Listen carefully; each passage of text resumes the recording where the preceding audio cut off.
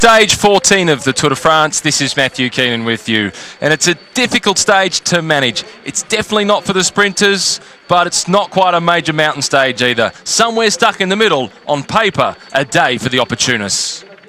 Into the massive Centrale today from Rodez to Mende. It's 178.5 kilometres, and it's a difficult start. A Category 4 climb early, and once they get over the top, there's no descending. There's more climbing to come. Through the intermediate sprint, and then in the last 50 kilometres, there are 3 significant climbs.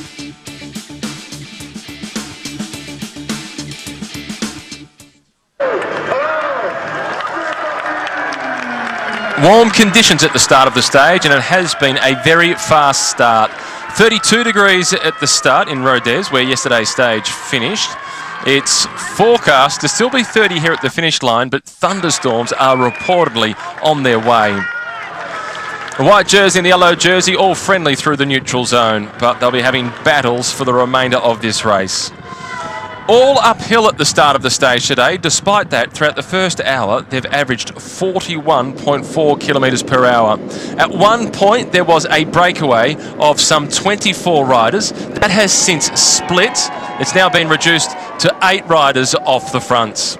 Matthew Ladanu is in there for FDJ, and as you can see for yourself, the green jersey is also in the group, Peter Sagan. He's racing for that intermediate sprint on today's stage, and he's got 14 kilometres before he gets there. These are the sorts of stages that his team sports director, Stephen de Jong, when we spoke to him throughout the coverage yesterday, said these are the days where Peter Sagan can secure the points classification for the 4th year running. This is Emanuel Buchmann, the German national champion, just returning to the main peloton, which looks as if they've decided that this is the breakaway of the stage, because finally there's a little bit of respite in the peloton. A few riders pulling off to the side of the road for a nature break. That's good news for Peter Sagan. Nicholas Roach in the middle with the bands around his sleeve as the former Irish national champion.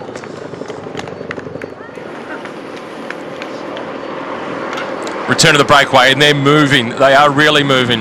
This is Jalison Pantano, the Colombian rider on the IM cycling team.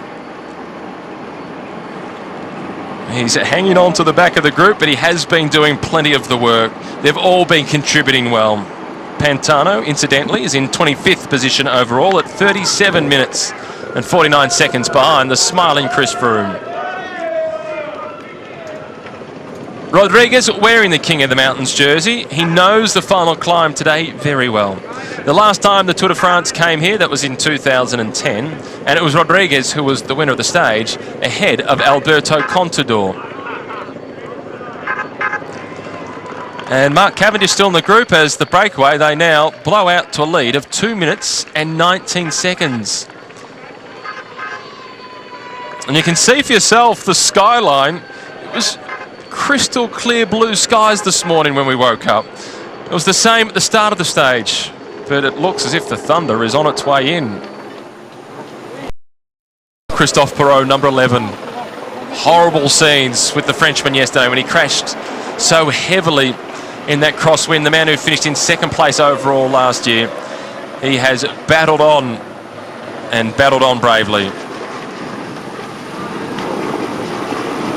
Lots of riders that were dropped now starting to return back to the main peloton.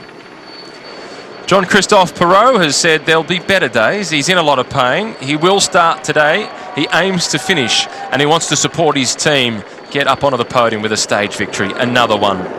There's the forecast. 31 degrees. It sounds pleasant, doesn't it? But the graphic shows that thunderstorms are rolling in.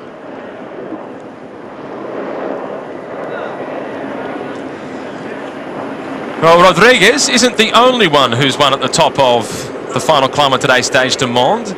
Alberto Contador's won here twice. That's in Paris-Nice. Slightly different position for the finish line in Paris-Nice. And Louis Vestre, the Dutchman from the Astana squad, he's also been a winner at the top of this climb in the race that's affectionately known as the Race to the Sun. As we make our way down along the Tann and the river that runs through, some 380 kilometres long. And it gets its source from the top of Mont Lozère, which stands at 1,500 metres above sea level.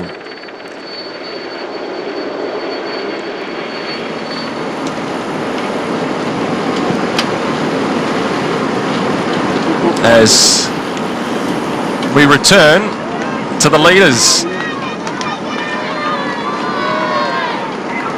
Bob Jungles is in there for the Trek Factory Racing team. Number 156 from the Lampreys squad is a new recruit to that team this year, Ruben Platzer, formerly of the Movistar team. These are the chasers in the middle at 23 seconds behind. This is Jan Bakelants from AG2R Le Mondial, the man who finished in third place yesterday and was barely noticed as a result. Thibaut Pinot was in there in the white colours for FDJ. Greg Van Avermaet, the man who did win at yesterday's stage. Romain Bardet from AG2R Le Mondial, showing plenty of courage. And there is Cyril Goutier from the Europcar team, who was in yesterday's break. This is Kundecourt, who's made the move for the Giant Alpecin team.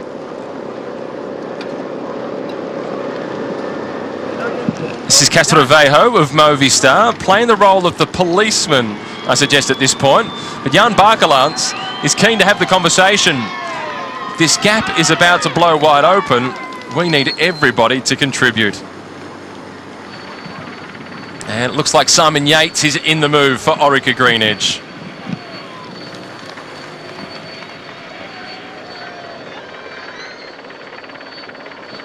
It's that group at 35 seconds, so 13 riders chasing 8 riders. It would bring us back out to a group of 21 riders off the front. At one point originally we had a breakaway group of 24. The world champion Michael Kwiatkowski. All the rumours are that he'll be heading to Team Sky next year. He's here at the Tour de France hunting stage victories. He raced bravely to the top of the Plateau de Bay. He says that if he wants to ride for the general classification in the Tour, which he does at some point in the future, he's going to have a lighter start to the season. He's done a lot of racing already this year.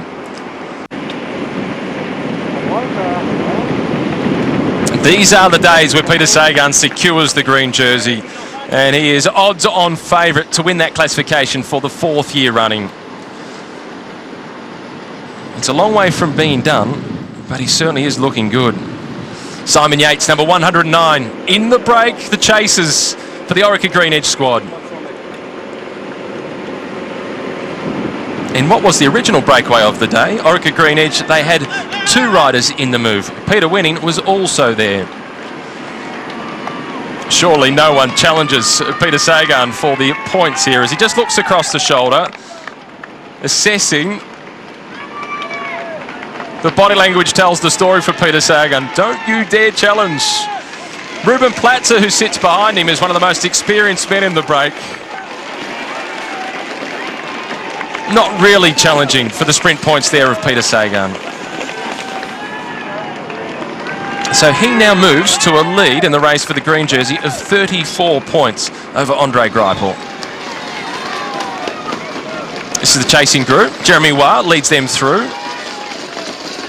along with Jan Bakelants from AG2R Le Mondial.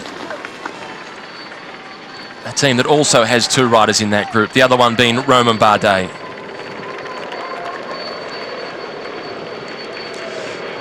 Peter Sagan yesterday got his 4th second-place finish. That's the 3rd year in a row that Peter Sagan has had 4 second-place finishes in stages of the Tour de France. Throughout his 4 appearances at the Tour, he's finished in 2nd place no less than 15 times. He's keeping some good company though. Other riders to have so many 2nd place finishes. Back in 1999, Alex Zula finished 2nd 5 times. The great Sean Kelly, the Irishman, he finished 2nd 5 times in stages of the Tour de France twice, in 1985 and 1982. But the record, that belongs to Charlie Palliser. Back in 1930, Charlie finished 2nd in 7 stages of the Tour de France. But don't feel sorry for him. He also won 8 stages.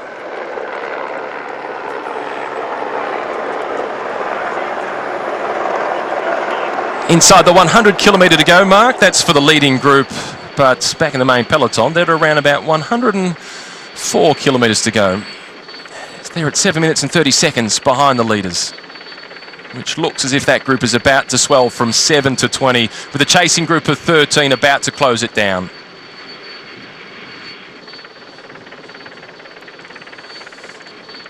Oh, this spans some 2.4 kilometres. It's 32 metres wide, and the highest point underneath it, you can actually fit the Eiffel Tower underneath.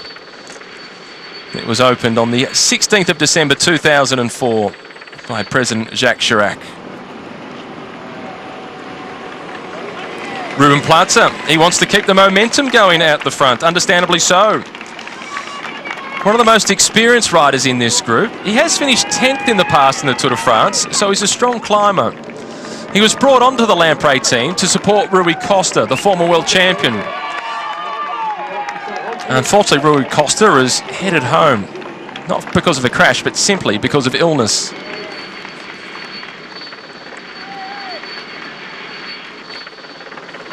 And there's another look at the bridge. It is enormous, isn't it? The second highest bridge in the world, behind the Royal Gorge Bridge in Colorado.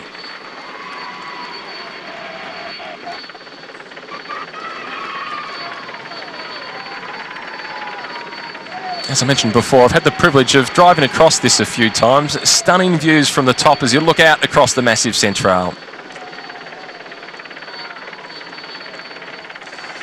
Across the past few stages, we've seen extreme weather conditions. The last stage in the Pyrenees to the top of the Plateau de Bay, it started at 40 degrees, it finished at 14 degrees. Yesterday was another day with blistering temperatures. Richie Porter said that, well, for Chris Froome, it's not a problem. In fact, he's loving the heat. Let's keep in mind that he actually grew up in Kenya. Richie declared yesterday is beer weather, but he also reminded everybody that the last time he drank a beer was on the 23rd of May, the day that he abandoned the Giro d'Italia. And yesterday it was all about keeping the fluids up. He consumed some 14 bidons or water bottles throughout yesterday's stage. There's the results from the intermediate sprint. The only one that really matters, though, is the person that went across the line in first place, and that is Peter Sagan.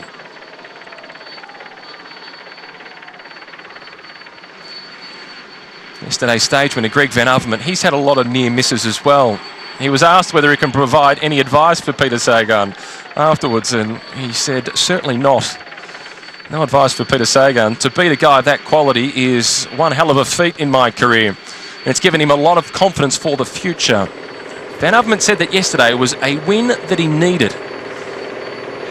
He's got himself in the breakaway once again today.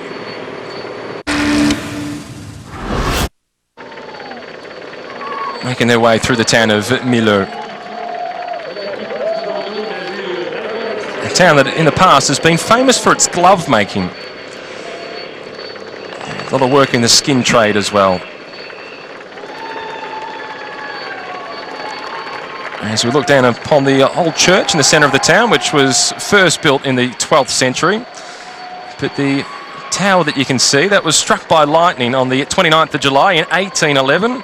Since has been reconstructed, as we can see that as well.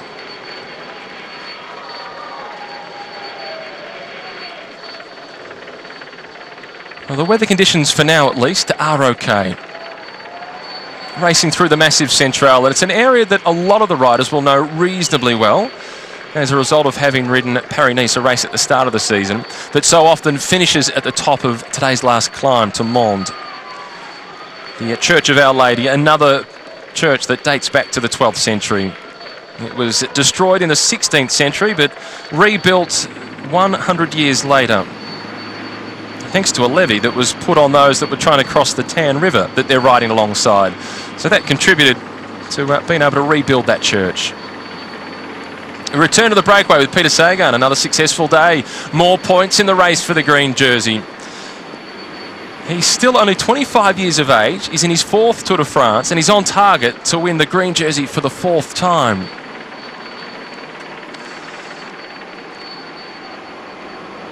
Good to see Koen de Kort in the breakaway, number 84 from the Giant Alpecin team. If he was to take his jersey off, you'd see a massive tattoo in the centre of his back of a gladiator. Tattoo that was done by Simple Syme in St Kilda in the suburbs of Melbourne.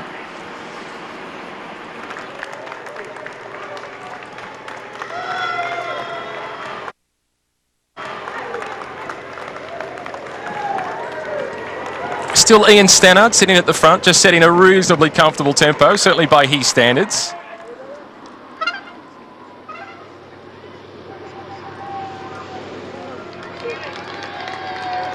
This is Christian Corrin leading them through for the Candel Garmin team. Pantano is in there from IM Cycling. One of the more intriguing results for Jelison Pantano was at the Tour de France 2 years ago now it was, when he was riding for the Columbia team. He finished in third place on a stage, but the rider that was just in front of him, 2 seconds in front of him, was Carlos Betancourt. Carlos Betancourt finished in second position. It was into Florence. He went across the line with his arms up in the air, celebrating his win, punching the air. Pantano came up alongside him. Sorry, Carlos. A little bit further up the road, to the tune of 44 seconds, Maxim Belkov was actually the winner of the stage.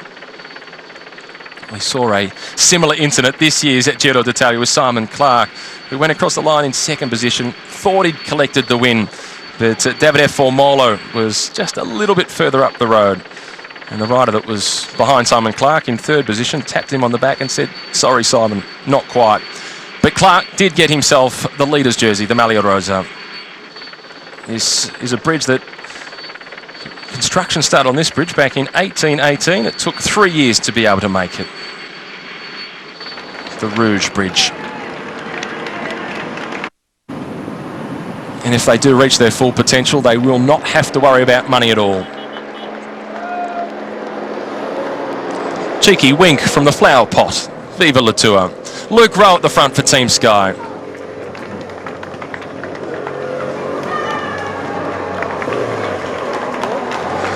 Well, the second hour of racing was certainly quick, with an average speed of almost 48 kilometres per hour, but most of that was downhill.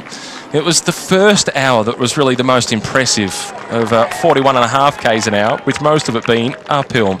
This is Louis Angel Mate, who we're getting to see for the first time. He has been stuck in the middle for the last 20 kilometres or so. He tried to bridge across to the leaders, but on his own, he was against the numbers and didn't quite have the legs.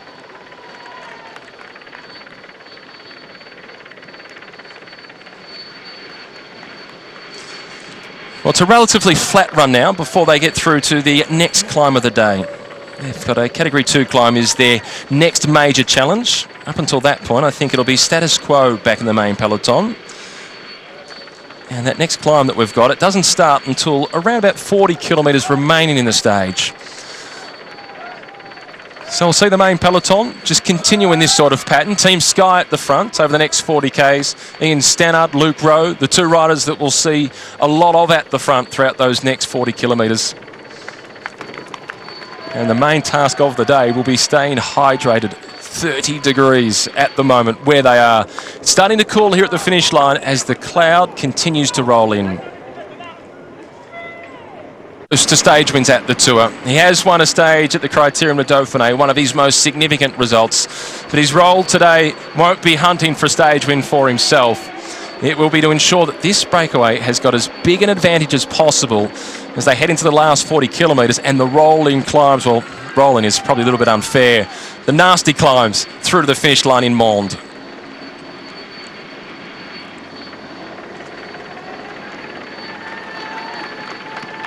This little statue, which a lot of work has been done on this one to save it, with the local community chipping in since 1970, the condition as they possibly can.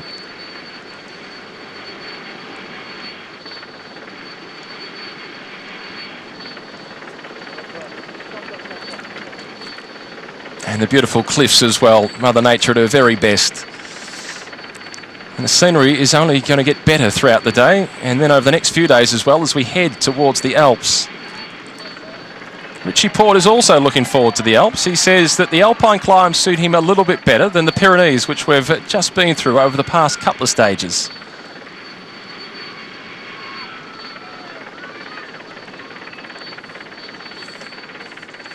As for a few of the other Australians in the race, we look to Michael Matthews, who is no longer in last position overall, and he'll be pleased with that. And he said he definitely hasn't enjoyed sitting in last place and getting dropped so often. He's happy to start to fight for stage victories. As for that prize of the Lanterne Rouge, it has been won by an Australian in the past, the last place finisher in the Tour de France. And it was Richard Fatty Lamb who collected the Lanterne Rouge back in 1931 on the team that was led to the Tour de France by Sir Hubert Opperman, who finished 12th that year at the Tour. And more riders trying to scurry back across. This is Barkelant's number 13, a stage winner and a holder of the yellow jersey in the Tour de France in 2013. The number 13 isn't such bad luck for him.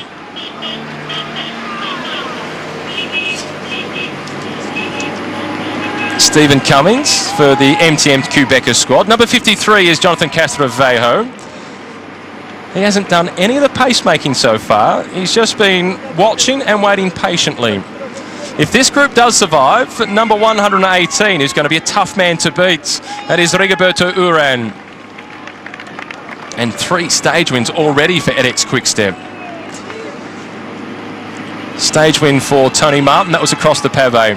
And then the day that Tony Martin crashed out and broke his collarbone, we saw his teammate Zdeněk Stybar collect the stage victory. Mark Cavendish has also had a win for that team. Another chance to have a look at the remains of this stunning chateau, or what's left of it anyway. As we pan down across the valley, racing alongside the River Tarn.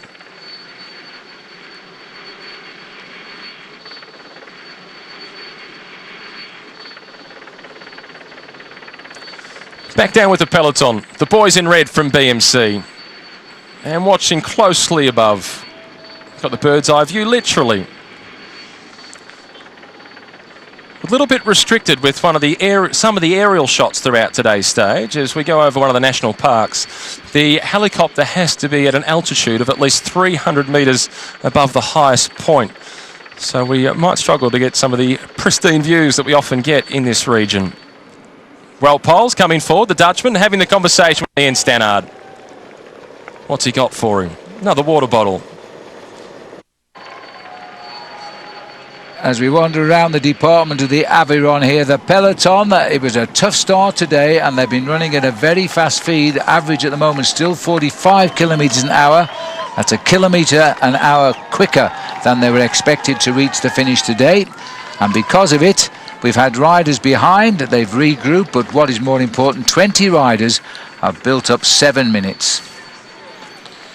Well, just a quick look down here at the Gorge du Tarn, the Tarn Gorges. They are quite magnificent looking down here, but for environmental reasons, today we're only allowed to fly 300 meters above the gorges of the Tarn, which makes us around about 900 meters above the level of the gorges right in the bottom, and that's why we're flying so high. Anyway, you can still see just how magnificent they are. They really are incredible. They're made up of certain or different cirques, as they call the Sector de Pougnan-Doire.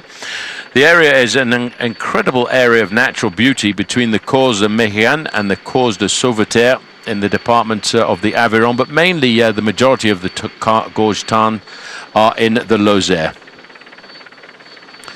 Gorges are very well known for the cave-dwelling fauna, and there's some extremely rare bats in this area, as one of them is known as the greater mouse-eared bat and the horseshoe bat, and a number of species of vultures, which we might have spotted just a little bit earlier on. Of course, tourist attractions include hiking, canoe kayaking, potholing, and of course climbing. But climbing a little bit difficult though, because it is basically a limestone structure.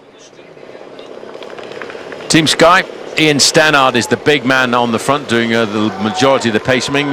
They've just got to get this stage out of the way now. They won't get any help, I don't think, from anyone else in the race at the moment, but they do need to pay attention, because this last climb of the day up to the aerodrome outside of Monde is a very difficult climb. It's only about 2 kilometers in length, but it's a very nasty ascent with the gradients going up as high as 10%. Itself, you think somebody from this group will win the stage? Yeah, I think if Sky keep controlling like this, I think any team with ambitions for the final of the race who want to go and close a 5 to 7 minute gap over that road, they're going to have trouble. But I think closing the gap would be it would need a manoeuvre from a major GC contender to close that kind of gap. 6:34 as the peloton now heads into Les Vignes. the first town in the Lozère for the peloton. Well, it's going to be a tough day for everyone when you see the main field along these this kind of a road is called a false flat, because although on the race profile, if you have a look at it, it doesn't look really very much as if it's going uphill. But I can tell you, from once they went through Millau, they're getting higher and higher into the gorges of the Tarn, and it really makes it very difficult to just try and hang on in the main field, especially when you've got a big beast of a man like Ian Stannard sitting on the front, tapping out that tempo. All that he's thinking about now, as Stannard on the front here, is just making sure that he keeps the tempo nice and high.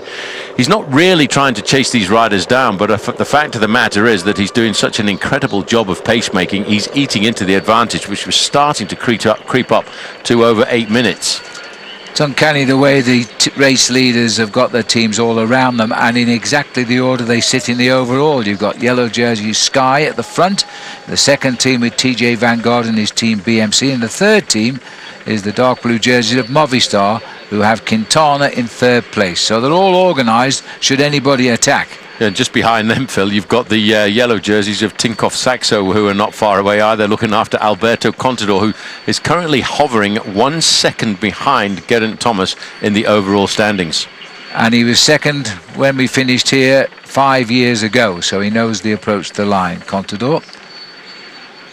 He's also won up here on 2 occasions in races like Paris-Nice, which come very early on in the year, so I'm sure he would like to have had a crack at this, but I think he over-assumed on his possibilities the last time the Tour de France came up here with Perito Rodriguez, because Rodriguez was sitting on his wheel. Contador started to lead out the sprint, and Rodriguez just came past him on the line. Well, the passage of the peloton of the Tour de France, and everybody down there can then resume their holidays down here in the Tarn Gorges. But right now they're enjoying the passage of the Tour. 6:25, it's not a done deal now. It looked as though it was going to run away, but then they started to peg it once it hit the 7-minute mark, and just at this moment in time they're actually beginning to close in. We're still on, as Paul has called it, a false flat. It's a steady uphill from about 370 meters. We climb steadily to 476 now before we start the actual climb to over 1,000 meters of the next climb of the day, the Côte de Sauveterre.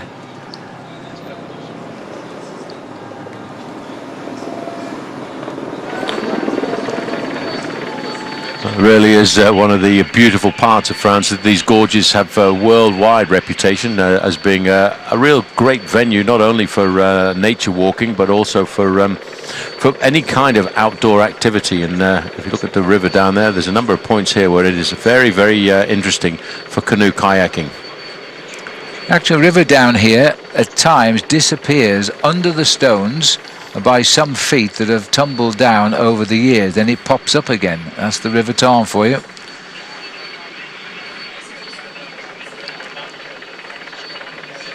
Still looking at the time gap, staying pretty steady just for the moment, as we're now seeing these 20 men. They came together, they split up, they fought back into a group, and they seem to have settled down now.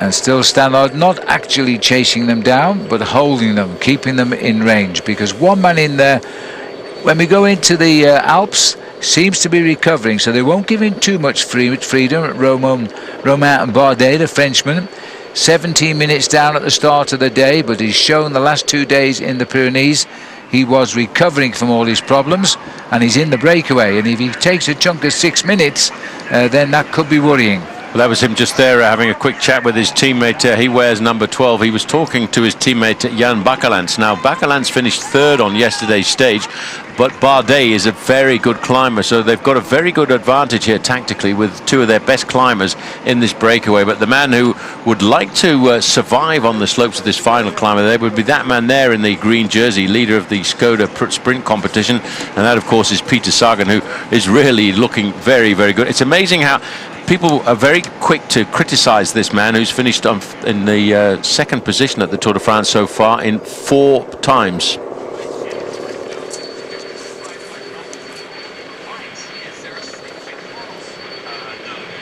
.626, 58.8 kilometers still to go. Movistar with one rider, it's Castroviejo, who's up here. are doing a good march too and running a real good chance of increasing their lead in the team competition, which they took away from Sky in the Pyrenees. FDJ, they've got 3 riders here, but they've lost a lot of time in the team, so they won't be worrying about them. I think that's going to be a big battle between Movistar and Sky when we get into the Alps. As we can see, we're just going further and further into the heart of the national park of the Cévennes. But if you ever come to visit Mende, it's a very difficult place to get into and to get out of, because there are not very many major roads into this part of France, but it is really a most magnificent venue to come for a touristic visit. Well, it's such a beautiful untouched part of France. I'm very pleased to see they haven't managed to build any main roads in and out, because it would ruin the countryside for sure. 6:26 as they race down the gorges of Tarn.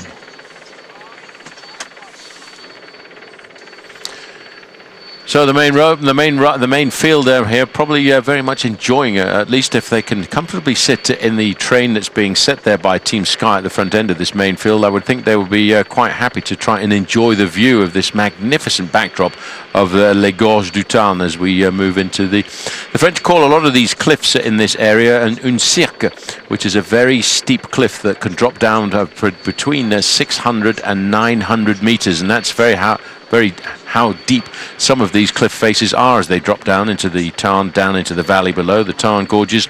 They really are a beautiful platform to look down. And of course, just as a reminder that you can do canoe kayak there, well, they've made a bicycle to welcome the passage of the Tour de France into this region.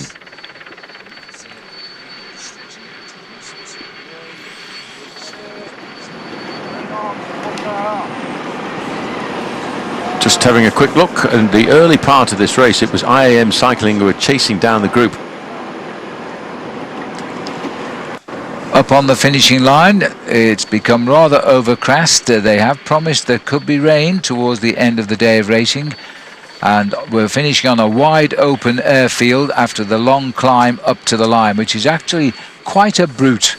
Well, it's a beast of a climb, I'd have to say, Phil. It's around about 3.5 kilometers long, 10% in the steepest part. But once you actually get up to the aerodrome... Oh dear, take a look at that, Paul. Oh, he's fine. I think they had that calculated to absolute perfection there. I certainly am. One of the things in my life I've never really been too keen to try. And now, what goes up goes down. No thanks. But just coming back to the climb, Phil, down towards the end, I have to say that it's a really nasty climb. The measured part of the climb is 2 kilometers long, and it's around about 10%. Well, they're more interested in our helicopter than they are about the man they just chucked off the cliff. But he's right above the River Tarn as we now go right into the throat of the gorges here. One of the most stunning areas of France. This very different to the Pyrenees where we left. You can get down to the Pyrenees in an easy half-day's drive from where we are, but we're heading across towards the Alps now.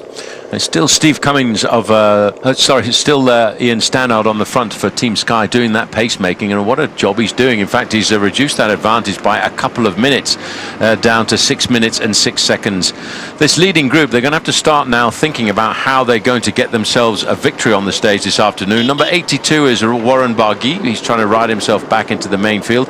He's a guy who I think we'll see ride well in the overall standings. He's currently sitting in 11th place at 9:53 down. And as you could see by his arm there, one of the many riders who've had an accident in the Tour.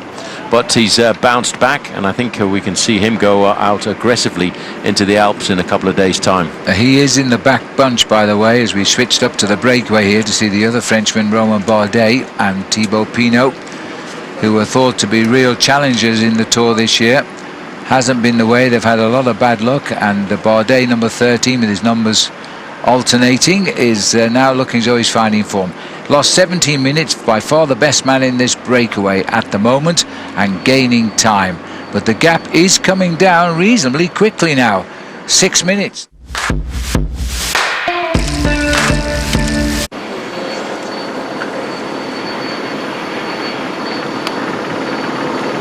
It really is an incredible place to go for a ride. Just having a quick look down there.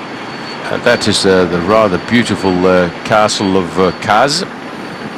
This castle, built in the Renaissance style on the banks of the River Tarn, dates back to 1490, although there have been certain additions onto that castle in 1630 and 37. Although dramatically restored in the 19th and 20th centuries, it was during the French Revolution used as a prison, and nowadays it's a luxury hotel. And it's at the bottom of one of the steep cliffs, a cliff called the Cirque de Pugnadoir.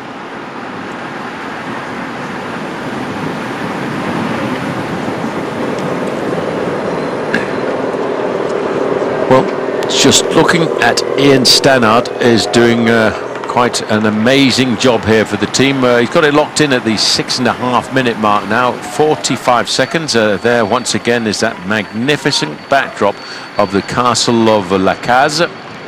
Really is beautiful. It's an idyllic setting. In fact, it's got a covered ceiling which has been painted with the portraits of 8 women from the Milan family, who were the owners of the castle historically, as we make our way deeper into these gorges.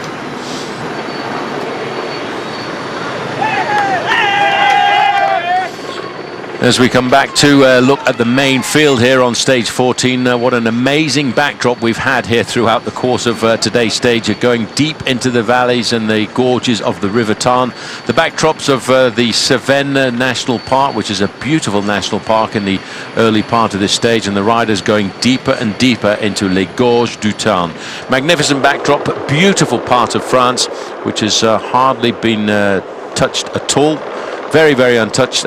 Brilliant environmental region, as we see now. Team Sky doing a brilliant job of work on the front of this main field, and Ian Stannard is the man who has been called up by the team to do the majority of this pacemaking. He's got the breakaway group of 20 riders locked in at 6.5 minutes, but beginning to loom on the horizon now is the next climb of the day. It's a second category climb, the Côte de Sauveterre. It's a pretty difficult climb too.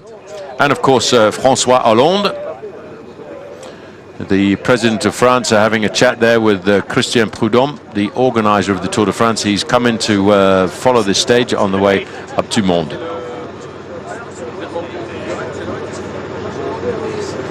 Just trying to listen in there and see if pick up a few tidbits on the French economy and the global economy, and of course probably 1 or 2 discussions going on there with the President of France on the future of the Tour. Yes, and the price of petrol when you follow a bike race, who knows? 6 minutes 32 seconds is the gap. We had the Prime Minister the other day. Now François Hollande has joined the race, or will do as soon as it comes up alongside the team car there, the race director Christian Prudhomme. 6 minutes 32 seconds. The breakaway here still driving on, and they're holding again the distance. So we might well still be treated to 2 races, one for the stage win and then the attacking of each other on the last climb to gain time on the hill.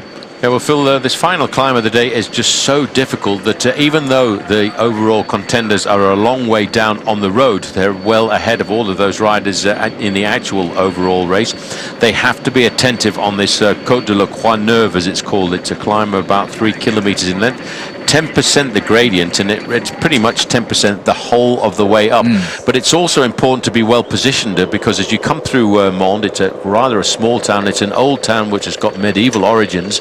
You have to be well placed as you take the right-hand bend into the start of the climb, because if you take that bend in 25th or 30th position, the road is so narrow it's actually very difficult to move up to the front of the peloton. And they're going through this valley at an incredibly high speed, with an average speed for the race so far today of 44.1. We're still ahead of the fastest, only just the fastest expected time of arrival today. So they've not been taking it easy at all. Tomorrow we continue our journey and progression towards the Alps as we go to Valence. 42.5 kilometers left to ride at the current speed. It's probably just over an hour of racing, because they will slow down on the climbs.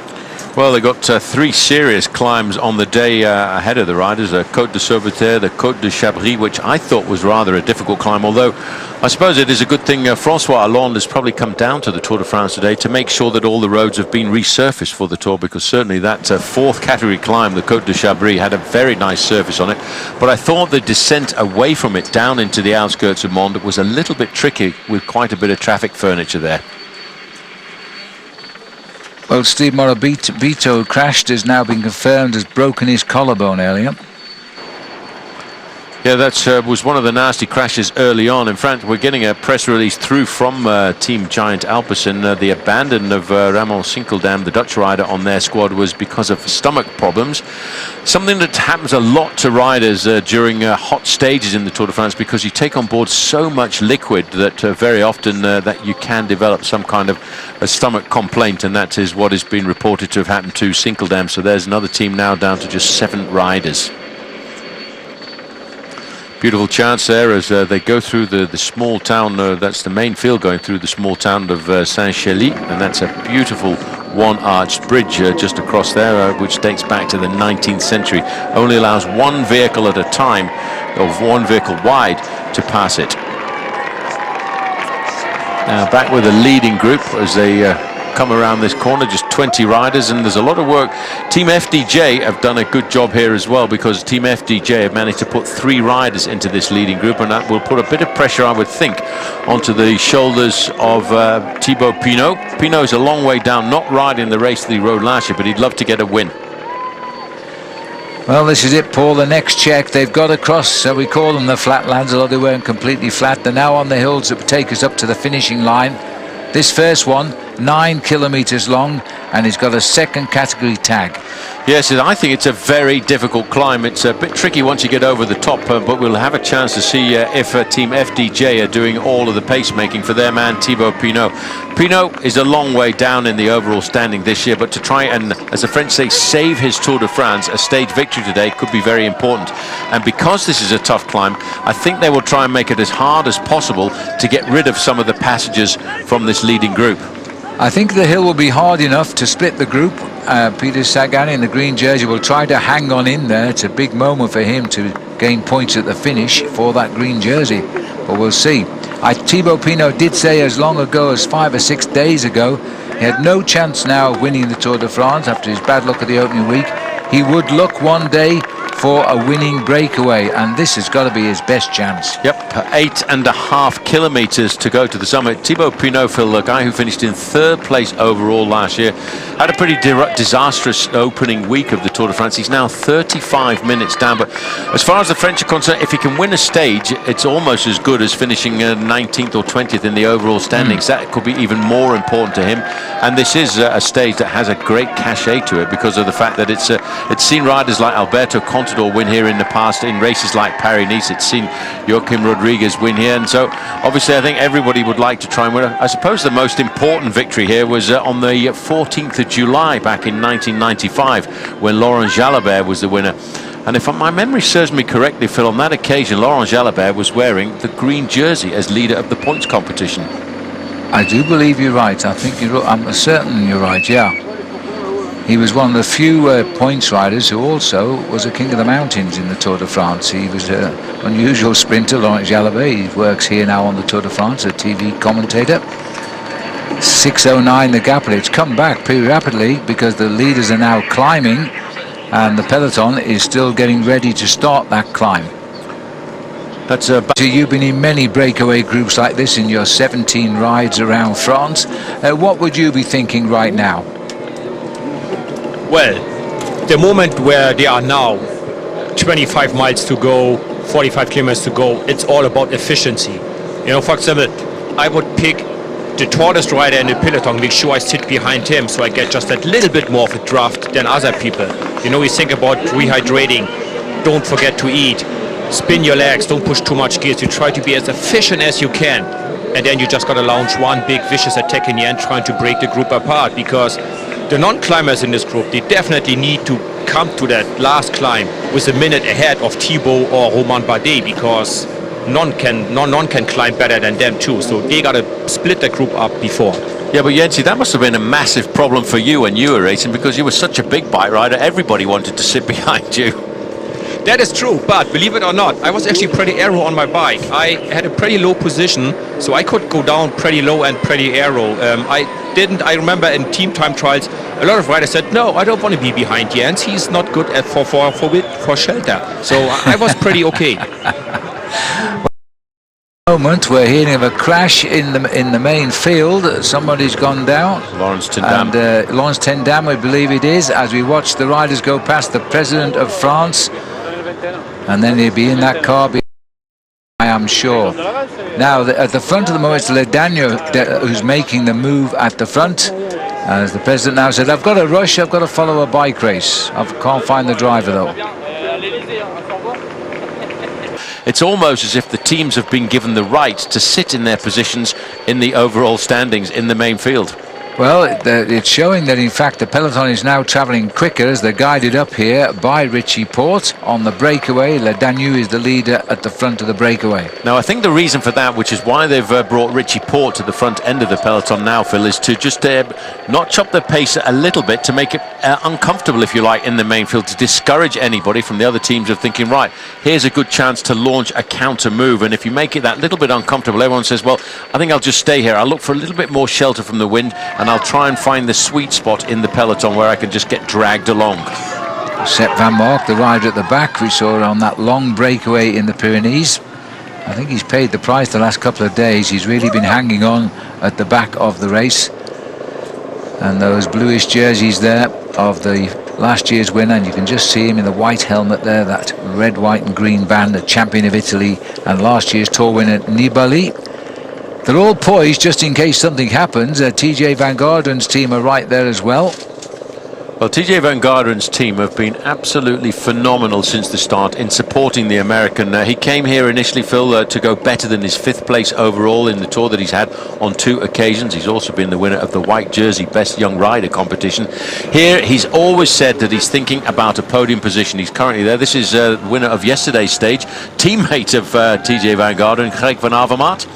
And who knows, Phil, with the victory that he got yesterday, he might be starting to nurture thoughts of 2 wins back-to-back. Well, I don't think this course is too hard for him, but how much did he take out of himself yesterday? He made a long sprint and had to hang on from that late challenge from Peter Sagan. I would like to find different stages, not only flat stages for the sprinters to win. I also like arrivals for the punchers.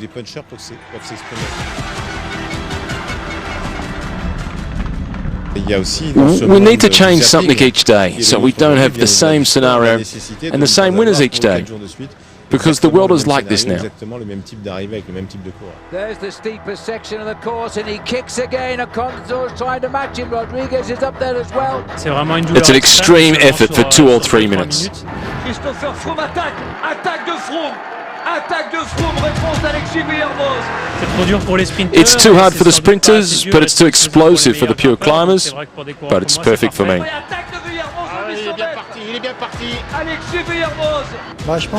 On these finishing ramps, it's important to ride in the right position. You need to be in the first 15 riders. Anything further back, and it's impossible. If we're too far behind, if we're too far ahead, if we wait for too long, the small things can make a big difference. It's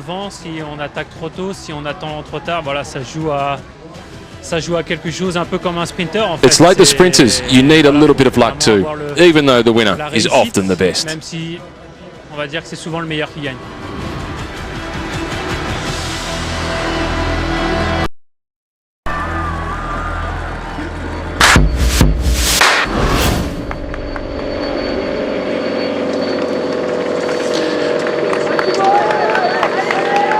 Richie Porte sitting on the front there. He's giving Ian Stannard, who's done a bunch of pacemaking so far, a little bit of a rest and respite. So you can see now moving up alongside BMC Racing there on the inside in the red and black jerseys. It's the turquoise jerseys of Astana. They are pacing their man Vincenzo Nibali to the front end of the peloton. He's followed there by Jakob Fuglsang. Nibali sits well up in the overall standings. He's in 9th place. Fuglsang had a little bit of a difficult day through the mountains. He's in 18th place overall. He's 25 minutes back now. Now, there's a little bit of damage being done at the back of this group. On the front by Richie Porte. Andre Greipel not enjoying this nasty little climb here. Another rider starting to slip away is the Katusha rider, and that is Alexander Kristoff. So the sprinters, Phil, not enjoying the pace being set by the teams of the overall contenders. These aren't the Pyrenees, they aren't the Alps, but they are viciously hard climbs in this area of the department. But these climbs are really hard, Paul. And we're looking here as a 9 kilometer Phil, it's a beautiful place than these guys are going up this, because this is full on, this is full gas. These guys are going up. See, you can see the work that's being done by Team Sky. It's just to discourage any of the other teams from making a move.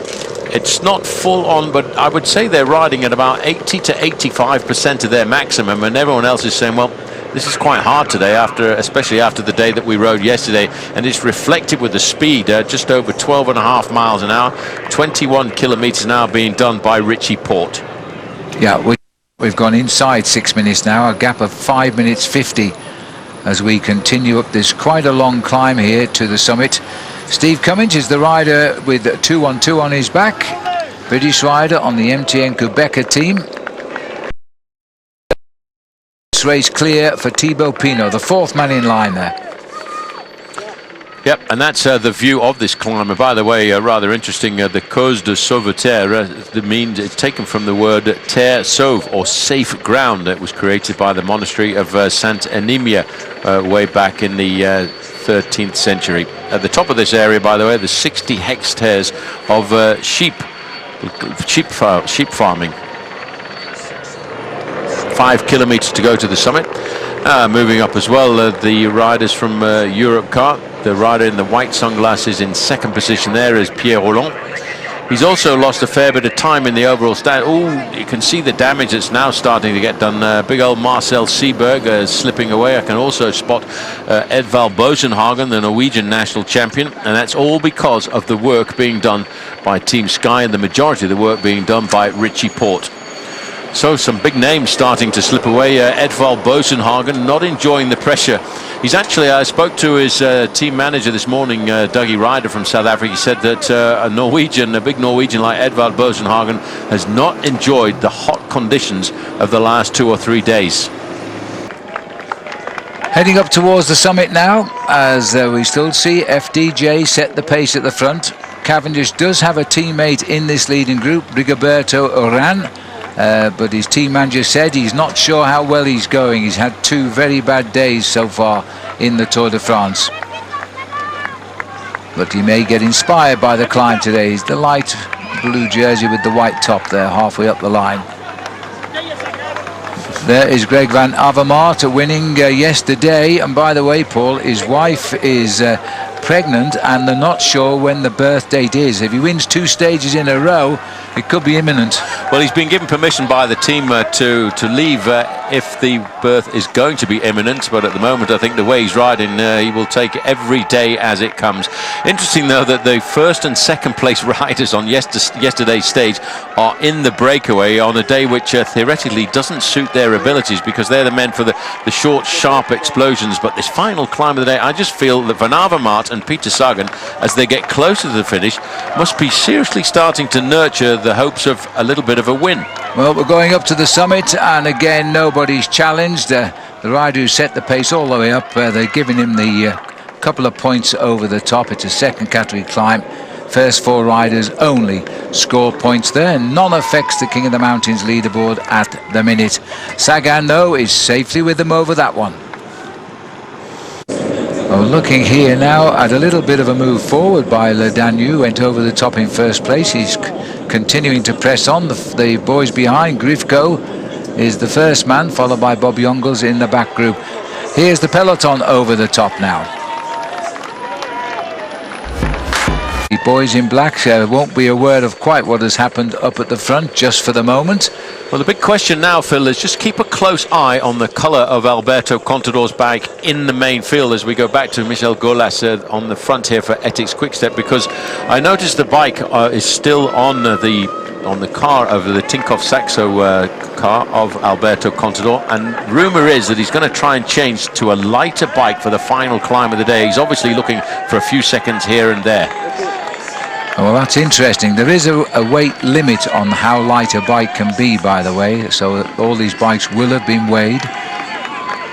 As we're watching the peloton still concentrate, they know their day is far from done. They still are going to attack each other, but when we get to that final climb, Golas is trying to loosen up the chase, make them chase, and try and set it up for Rigoberto Urán to go on the last climb. There's TJ Van Garderen in the BMC, and in fact he's wearing an aerodynamic skin suit today. He's not wearing the normal shorts and jersey. He obviously is looking for every little bit of an advantage he can find on today's stage. He's done so well throughout the whole of the opening days of the Tour de France to stay in second place in the overall standings, but he's only got a 17-second advantage over Nairo Quintana. That's why, even though these guys in the main field behind Phil are not racing for the stage victory, they're still racing for time, they're still racing for position on today's stage.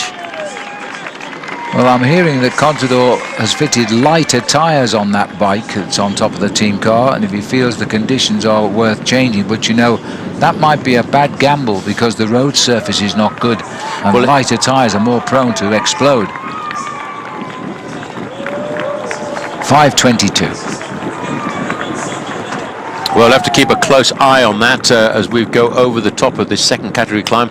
They do drop down a fraction now as they move away from that fourth category climb and they start to head into the small town of Barjac. There's a little bit of flat along a valley road.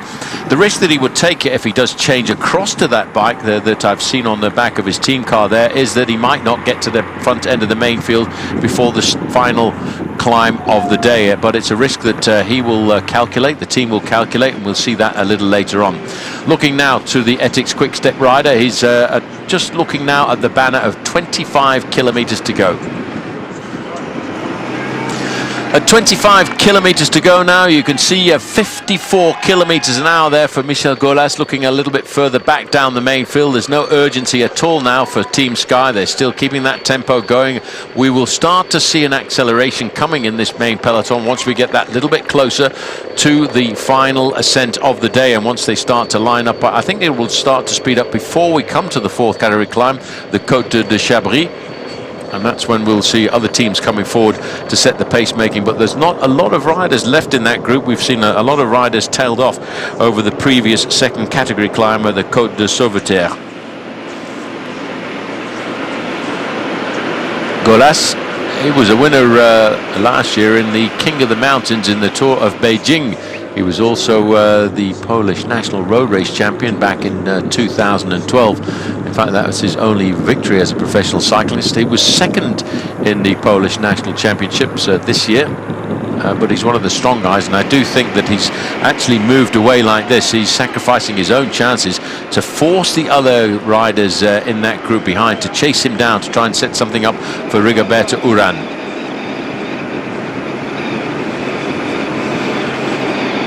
Leans around every time he sees the corner. He moves across to the opposite side of the corner to line himself up for the apex, cuts across to keep his pace as high as possible. We saw him just a couple of moments ago at 55 kilometers an hour. We've had some very high speeds recorded in the Tour de France by some of the riders. 107 kilometers an hour the other day by Mark Renshaw, the Australian, the rider who very often is the lead-out man for Mark Cavendish. This is John Degenkolb, number 81. Just behind him, Gianpaolo Caruso. Also moving forward there, Danny Navarro. Navarro also in difficulty in the early part of this stage, trying to stay in contact. It was a very, very rapid start with an average speed in the second hour of the race of 47 kilometers an hour. There's the lone leader, Golas. Well, I still think, Phil, this is a move to entice the other riders in the breakaway to chase him down, to try and set something up for his man Rigoberto Urán. But you know, he is a pretty decent climber. He won the King of the Mountains in the Tour of Beijing. He did, and he's taking no chances. He's taking a few risks going down there because these roads in this area are very tortuous, and you can see now as they start the descent down here. Now this is going to be a very, very good race to the line now, and the sun has come out, and hey, the actual threat of rain appears to have gone away from the top of the climb at Mende as well, where we're sitting. These are very, very they remind me, Paul, of the roads in the Alpes Maritimes down by Nice, because they're full of hazardous corners. Yep, the tricky roads are hard surface as well, and they're not the easiest roads to ride on. They're quite nice if you're riding along at 10 to 15 kilometers an hour, but when you start to get up to 45 kilometers an hour, as we've seen, they are rather heavy roads. Team BMC, well, they're moving to the front, massing to the front now to look after their man, TJ Van Garderen. I'm sure he's thinking about the chances of being been challenged by Nairo Quintana, who, as I said a little earlier, Phil, is only 17 seconds behind TJ Van Garderen at the moment, and TJ is dreaming of finishing on the podium. So Golash, the former champion of his country, Poland, trying to be the carrot here, but they're starting to give him a gap. He's only got 20 seconds on those 19 chasers, but the next climb is the small climb of the Côte de Chabris, and we drove over that this morning, and it's amazing they only gave it a 4th category tag in the King of the Mountains, because it was a long, quite steep climb. I think probably the most difficult thing about the climb is once you go over the top, there's a very tricky and technical descent, and once you start to get into the outskirts of Mons, there's a lot of traffic roundabouts, circles and traffic furniture in the middle of the road where you really do have to pay attention, which is why we see the overall. Well, here's an example of what you've got to face up to. Oof, we just about got round there. Well, he skimmed off there, he used the parapet there as almost a banking on a velodrome to correct his corner, but he's taking these chances. He wants a gap.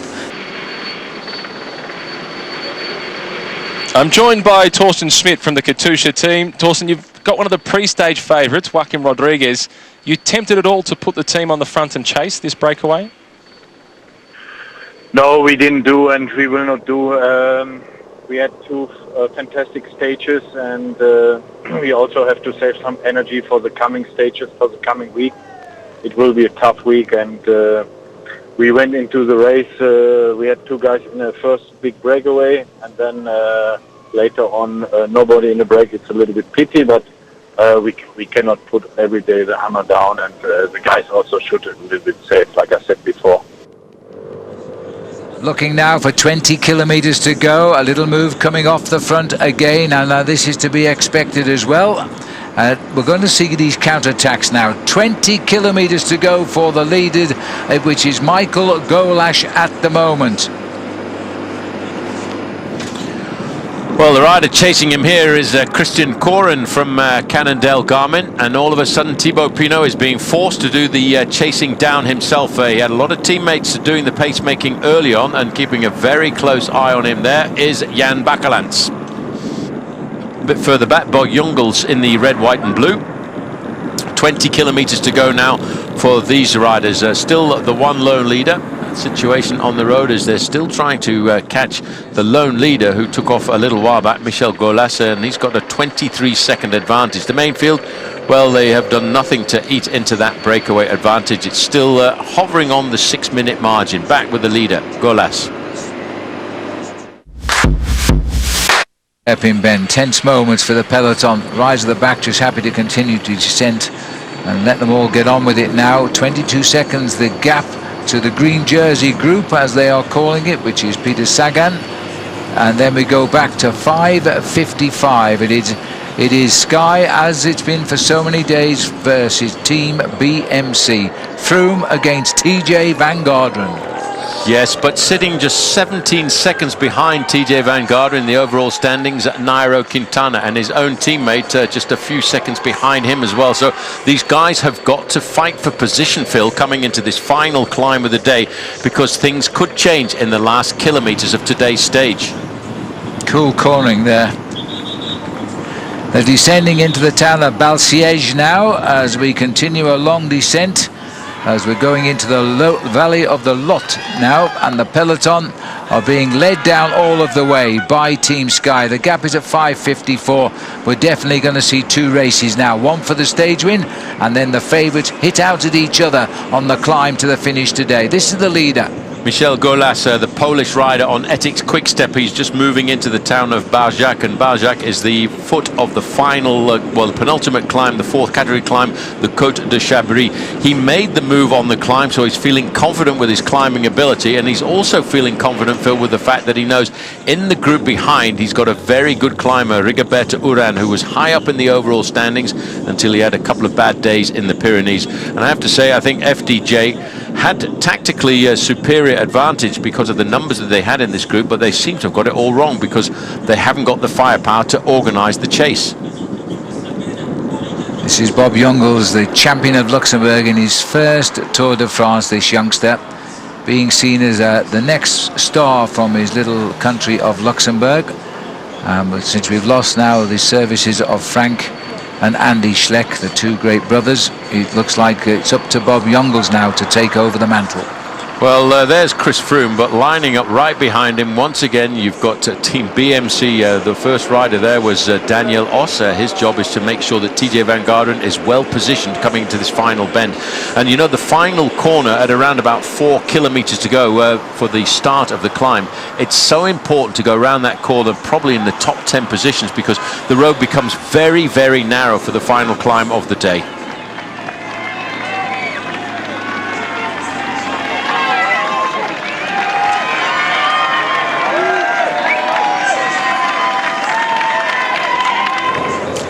Hitting the 20-kilometre banner now for Team Sky and the rest of the Tour de France here. They're going through with a gap of 5 minutes and 46 seconds. Golash is really pushing on there. He's now pushed it up to 26 seconds over his other breakaway companions. And the fact is, Phil, that 15 kilometres to go, Golash is doing a superb job here, and he realises, because of the size of the group behind, 19 men in that group behind, there's not a lot of consistency in the collaboration, and that could give him the advantage once he gets to the next climb, this nasty little 4th category climb, which I think is harder than its ranking, the Côte de Chabris. If he can consolidate there, well, then he's got a very good chance of creating the surprise. The Cannondale rider, Christian Coren, coming forward. And he realises now he can see the chance of a victory of the stage slipping away. Well, Christian Coren was in the breakaway along with his teammate Andrew Talansky, who had so much bad luck when the breakaway is established. He had a flat tyre and had to slip away behind the race, and he would have been here, no doubt about that, but they were delighted they still had this rider, Christian Coren, in the break, and he's decided to go alone here and see what can happen for himself. He's in the town of Barjac, and he's now trying to take off after Golash. Well, I think he was concerned, Phil, and look at the gap that he's opened up already as he moves away from the small town of Barjac. I think he was concerned about the fact that there was no organisation in the chase behind Golash. So he said, right, well, forget about you lot. You're not working well together. I'm going to see if I can bridge the gap on this climb. He's got to bridge a gap of around about 23 to 26 seconds. Once they get over the top of this final climb of the day, they're looking at 9 kilometres to go to the finish. Good for him. Anyway, you know, Paul, there are marked riders in this breakaway. They're all waiting to make a move, like Bardet or Thibaut Pinot or even perhaps Sagan.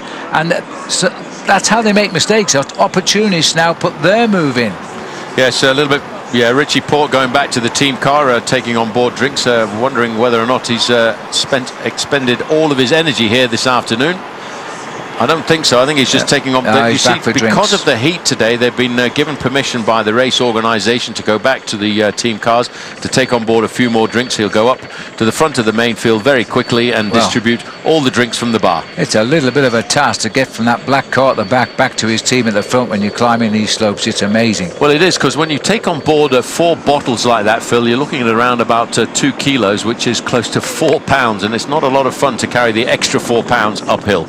Well, look at this. Christian Coren hasn't won a bike race since 2012, and that was a stage in the time trials of the Tour of Slovenia, which is his home race. And he's now trying to reach the leader. Well, I think the big problem, Phil, looking at the third group on the road, this group has many riders who feel that they can win the stage. We talked about Romain Bardet, Thibaut Pinot, Jan Bakelants, Jungels, the young 23-year-old from Luxembourg, and of course Simon Yates, and they're all thinking about their chances of winning, so they don't want to use too much energy at this point because they might need that energy in the last couple of kilometres, and that gives the advantage to the attackers in a situation like this. Well, Christian Coren is now just 12 seconds behind the rider here, Golash. If those two get together away from that chase, they're going to have to rethink how they're going to do it. Just watch Richie Porte here now. A little friendly push there by Mark Cavendish to his former teammate. He's not allowed to do that, by the way. Richie goes up the inside. Well, Cavendish, Phil, looking rather good on the daylight today because he's thinking about tomorrow. Once he gets to the next climb of the day, I think he may well just sit up to limit his losses on a day like this. But obviously, go Froome. Well, I think obviously Chris Froome very popular with his lead. But also, I'll tell you what, if these two riders get together, that could be rather interesting, because Corin is still, well, he's locked in at that 10-second deficit. He really has to give it all out now to try and make the junction before they start this fourth category climb. And it's still not quick wheel change, but look at this. Here we come together at just over 11 kilometers to go. They've got two riders now at the front, and that's going to put all the pressure on Team FDJ, because they've done all the pacemaking but haven't allowed for this. Well, the man in the green jersey of Cannondale Garmin there, Corin, is a very good individual time trialist. He's a man who's got lots of firepower, so these two men need to combine their efforts. So, two-man leading group now. As we pull back, we get a chance to see what the difference is between the two leaders and the remnants of the breakaway group that they were in. And it's not very more than 15 to 18 seconds. And on the back foot, on the defensive, is FDJ. Le Danu is doing the pacemaking with his teammate there. They were in that breakaway. They've done all of the work over the last few moments to try and set something up for Thibaut Pinot. 1.9 kilometers to go to the summit of this fourth category climb, the climb of the Côte de Chabris. Once they get over the top of that, they've got 13 seconds advantage over the remnants of the breakaway. But if they can get over the top of this climb with a 15 to 20 second advantage, they should drop down into Mende ahead of the rest of the race and start the climb ahead of the breakaway. FDJ, they've got to try and limit the advantage of the two leaders so that Thibaut Pinot can still maybe jump across a gap of 15 to 20 seconds on the final climb of the day. Well, this is a very good move by Golash to draw the attention away from his teammate back there, Rigoberto Urán, who is a good climber, although he's had two bad days in the Tour de France. Well, they're stretching out the elastic now, because it was down to 13 seconds just a few moments ago, and as they come round the corner here, it's up to around about 17 or 18 seconds, and still the three riders from FDJ on the front, but this steady tempo is playing into the hands of Greg van Avermaet and Peter Sagan. It's welcome to the Lozère region for Laurent Jalabert, who once won the climb up here and is now a television commentator, as we're watching the two riders up front, and it's beginning to hurt FDJ, and nobody willing to help them. They're going to put it all on the line on the last climb, not this one. Well, I'm sure once we get to the final climber, the first man who will have to attack is Thibaut Pinot, but you can just now see the youngster Yates in the white and lime green jersey of Orica Green Edge. He knows which wheel he wants to follow when we get down into Mende, and that's the wheel of Thibaut Pinot. Two riders a kilometre from the top of the climb, and more importantly perhaps, they are going to be shortly 10 kilometres from the end of the race, as Golash continues to ride here, even though he's been joined by Christian Corin of the Cannondale Garmin team. I think Cristiano is finding some new legs now. He's recovered from the chase, but well, look at the closing it down too. And it's all because of the pacemaking being done at the front by the man who fell off in the early part of today's stage, Jeremy White. He's relayed every now and again by his teammate Le Danu, who in fact seems to have disappeared from the front. He's become a spent force after all of the work that he's done so far. 6% is the gradient. Thibaut Pinot has moved right up there. Yates right on his wheel. The difference between these two leaders and the rest of the group is not much more than 12 seconds as Golash comes forward. He's relaying Corin. These two riders are saying, oh, I wish this climb could be over with right now. Well, Corin can't lift it anymore just now, and Jeremy Roy here, who is now 32 years of age, but he is such a solid leader of that team. Uses all his experience. He's not a bad climber. Once won the King of the Mountains in a two-day stage race, the Critérium International in France. Corin is a rider who came to the front in the lime green jersey. The pullback here gives us an idea whether or not Jeremy Roy has got the firepower left, and you can see they're really struggling to nail back that gap. Thibaut Pinot, he has to be patient. He has to wait till the steep part of the final climb of the day if he's beginning to dream of a stage victory for France. Alberto Contador, you can see him out of the saddle there in the yellow jersey. He obviously has not made a move to change his bike, I think, because he thought it was too precarious. But they're launching, it might well be the professional on the Lotto team here. They're looking over the, it's Cofidis. The rider I was thinking of was Nicolas Ede, and I think it is, as he starts to get away. Now, he's a pretty good climber, this man, and he's taking his chance, but don't forget, he's in the main field at 5:53. He's not going to catch up now. No.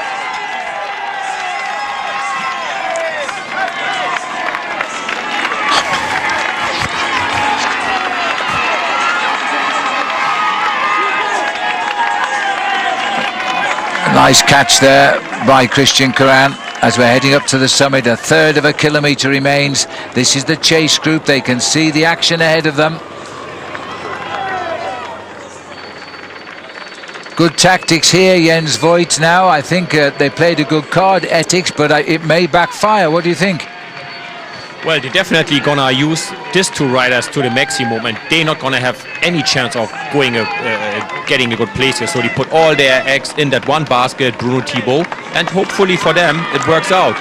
It looks like them two not gonna make it, but it's a fast descent going down here. It's a large road, good surface, and they reach, depending on the wind, they reach up to 45 miles an hour. So it's a fast descent, and from the top of this climb, they're going to be basically in 2.5 minutes. They're going to be on the bottom of that next climb already. Yeah, but Jens, I'm just thinking back. You keep discounting Peter Sagan. As we can see, this steady pace is playing into the hands of Peter Sagan as far as I'm concerned. And if you remember, everybody thought in the Amgen Tour of California, when we went up Mount Baldy, that Peter Sagan was going to get blown away. Well, he hung on, and today's climb is a little bit shorter. So I think Peter Sagan, with this steady tempo they're hitting the climbs, might have a chance. Well, he might have a chance, but Tour of California was different setup, different situation. Here, there's actually some really good climbers in this group. So, I mean, going up against Bruno Thibault and Romain Bardet in Tour de France shape, it's a different story again. So, I still would go, it favors the climbers. Well, we're not far away to finding out all of the answers here. Go the French was the banner we've just seen, and they'll be looking for Bardet and for Pinot. It's Curran who's gone over the top for the only point in the King of the Mountains. Doesn't need it. 8.4 kilometres to go. Now we're going to race down into the valley. We're going to get a lovely view of Mende itself, and then we'll race right across this beautiful town, and the climb will start right in the centre of the town itself. We're into the town of Mende here.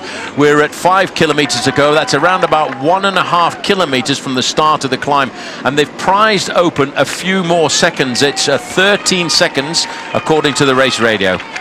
We're racing in and we're looking across at the Cathedral of Our Lady and Saint-Privat as they race it through these narrow streets now. They look okay now. All the cars have been taken away, and we'll flick to the right. There's a beautiful view. It's built at 1368. That makes it 14th century. Well, in fact, Phil, it took 99 years to build that church. Rodriguez there, the man who is wearing the polka dot jersey, I'm not sure that he's cracked in a situation like this, Phil. I think he's sitting up and thinking further down the road. It's a question now of conserving energy for the final week of the Tour de France, especially if you think that you're not going to win the stage. That's all the Tour de France. He's dropped away now. He's not going to catch up with these light riders up front today. Nobody is. It's a question of which one will win.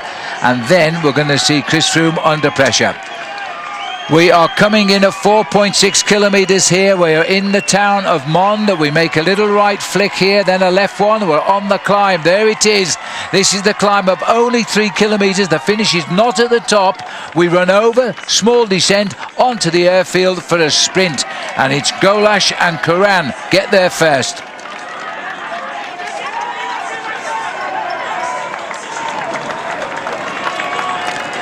These are the chasers. They're now on as well, and it's still Française de Jeu, but Paul, they're going to have to go early, and Thibaut Pinot is going to have to make a move. Well, they've got to move very, very quickly. I love the way you said there's only 3 kilometres long, this climb. It's a beast of a climb as far as I'm concerned. Bear in mind how much these guys have raced over 14 days.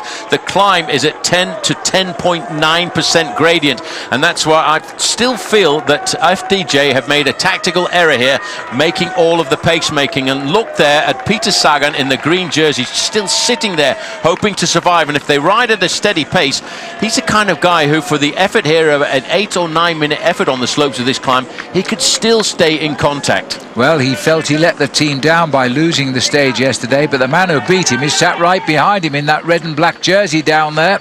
That's Greg Van Avermaet, and he's in a game with a chance of 2 days, 2 wins.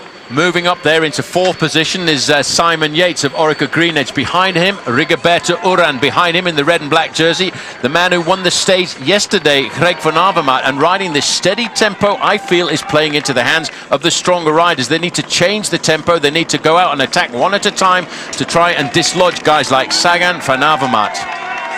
Well, whenever they keep the speed steady, it plays in the hands of Sagan, because that's what he needs. if you want to drop Sagan, it's got to be a constant change of rhythm. Attack, slow down, and I don't see that happening yet. So Sagan's sitting comfortably there on third position, and I mean, if Thibaut wants to go, he should make his move soon, because don't forget, there's 1.5 kilometers flat and slightly downhill, so Sagan can come back on him. Sorry, Renz, I'll have to jump in because exactly what you predicted has just happened. It looks like it's Bardet who's put a move in down there. Now, Sagan will not be able to lift his pace, I don't think. Christian Caran's been swamped here by the move. Well, it is Romain Bardet. He's been sitting comfortably in that leading group of 20 riders all throughout the day. He's had a teammate alongside him, Jan Bakelants, and these are the changes of tempo that a rider like Peter Sagan will not enjoy. You know, this man finished in 6th place overall in the Tour de France, and he's now getting into a very, very interesting climbing movement. Just coming along there, you can see Simon Yates just a little bit further back. Well, it's the move we expected. This is the man gaining most in this breakaway. He started the day 17 minutes behind. At the moment, he's gaining 5 of those back. He's really turned his form around in the last few days. He won at Pralou in the Dauphiné, and we go there in a couple of days' time in the Tour de France. Well, now he's spread eagle the group. Watch out for the rider from IAM Cycling, because he's a Colombian rider who hails from a very good country which produces some of the great climbers of the world. That's Jarlinson Pantano. But listen, that break has caught Pinot on one leg here. The whole team were working for him, and he can't answer the attack by Bardet. But others can, and so too can Simon Yates here, who has joined him. 2 Colombian riders in the group. Rigoberto Urán has got in there with Pantano, but also just getting onto the back there is the other AG2R rider, Jan Bakelants. And Bakelants was 3rd up the hill into Rodez yesterday. The first 3 finishers are in this breakaway. As we're watching now, Sagan, the acceleration has done exactly what Jens Voigt said. It weakens him. As a non-climber, he can't answer to the accelerations. And this is Gautier who's going clear now. That was Gautier, but Romain Bardet says, mate, you're not having any of this afternoon. I'm the climber in this group, and I want to make the difference. And he gets out of the saddle, but Simon Yates is responding behind. Let's not forget Simon Yates, the best young rider this year in the Critérium de Dauphiné, which is a big reference race as preparation for the Tour de France. And he went head-to-head with Bardet, because Bardet won the stage at Pralou. Now, Yates here is trying to give a victory to Orica Green Edge, who've been probably the unluckiest team of the Tour. Only got 6 riders left. Michael Matthews was dropped at the start of this climb, by the way, and we're now watching to see how they can reshape. But this constant stop-go will hurt Sagan. Well, Pinot has now been put on the back foot. He's a rider from FDJ who needs to respond. He sacrificed his teammates to chase down all of the moves this afternoon, and now he's on the back foot. He's got Rigoberto Urán just up alongside him. Romain Bardet, 6th overall in the Tour de France last year, is the rider looking over his shoulder into the eyes, Phil, of Simon Yates. It's a good job he's got sunglasses on, because he won't be able to see any of the feeling that Simon Yates is going through currently. Well, this is a big move by Yates, and Bardet knows all about Simon Yates here. Meanwhile, let's not forget the second race. The race for the yellow jersey is about to start as they get onto the climb. 3 kilometers to the top. Sky are still in control, but did you notice there, just behind in the white jersey, was Quintana? He's waiting. His team has said he will attack. It's so complicated to cover this, because we've got 2 races. The race for the stage, and Romain Bardet wants this, and he's got a gap now between himself and Simon Yates. He's opening up the gap, but once you get to the top of this climb, it's not over. You've still got 1.5 kilometers to go. It's a long, long way. Yates looks like he's got a slight gap, but he can maybe recover. Let's hope so. But Bardet has kept the pressure on there. That's hurt Simon Yates. He's just to the right of our picture. Pinot, it may be climbing his ways. Slow to start, but getting himself back into a rhythm. 11% on this section of the climb now as we watch Bardet. He's trying to put all matters to rights here, this youngster, if he can. Well, Bardet, 24 years of age, he's got the gap. It's a bit deceptive when you see the gaps on the slopes of a climb like this, because you're looking at almost 11.5% the gradient. I would say that Bardet looks quite comfortable here. He's got the ability to open up a slightly bigger advantage so as he gets to the top of this climb. But looking back now, there are starting to become reinforcements for Simon Yates. Rigoberto Urán has come up, but the group behind, Phil, further down the road, has really dramatically reduced in numbers. The face licking his lips there, TJ Van Garderen on the right of our picture. He's riding on the wheel of Vincenzo Nibali, but all of the contenders are locked together there. This is Bardet. finished 6th in the Tour de France last year. That's why they thought this year he'd be a contender to win, but he's had so much bad luck. Now it looks as though Yates is in trouble here. Chasing the lone leader, Romain Bardet, is in second position on the road. The rider there in the Ethics Quick-Step blue and white jersey is Rigoberto Urán. He's actually giving a bit of assistance to Thibaut Pinot, who does not look comfortable. The style that he's using there is just showing that he's having to use the top part of his body to get the pedals over. 1 kilometre to go to the summit.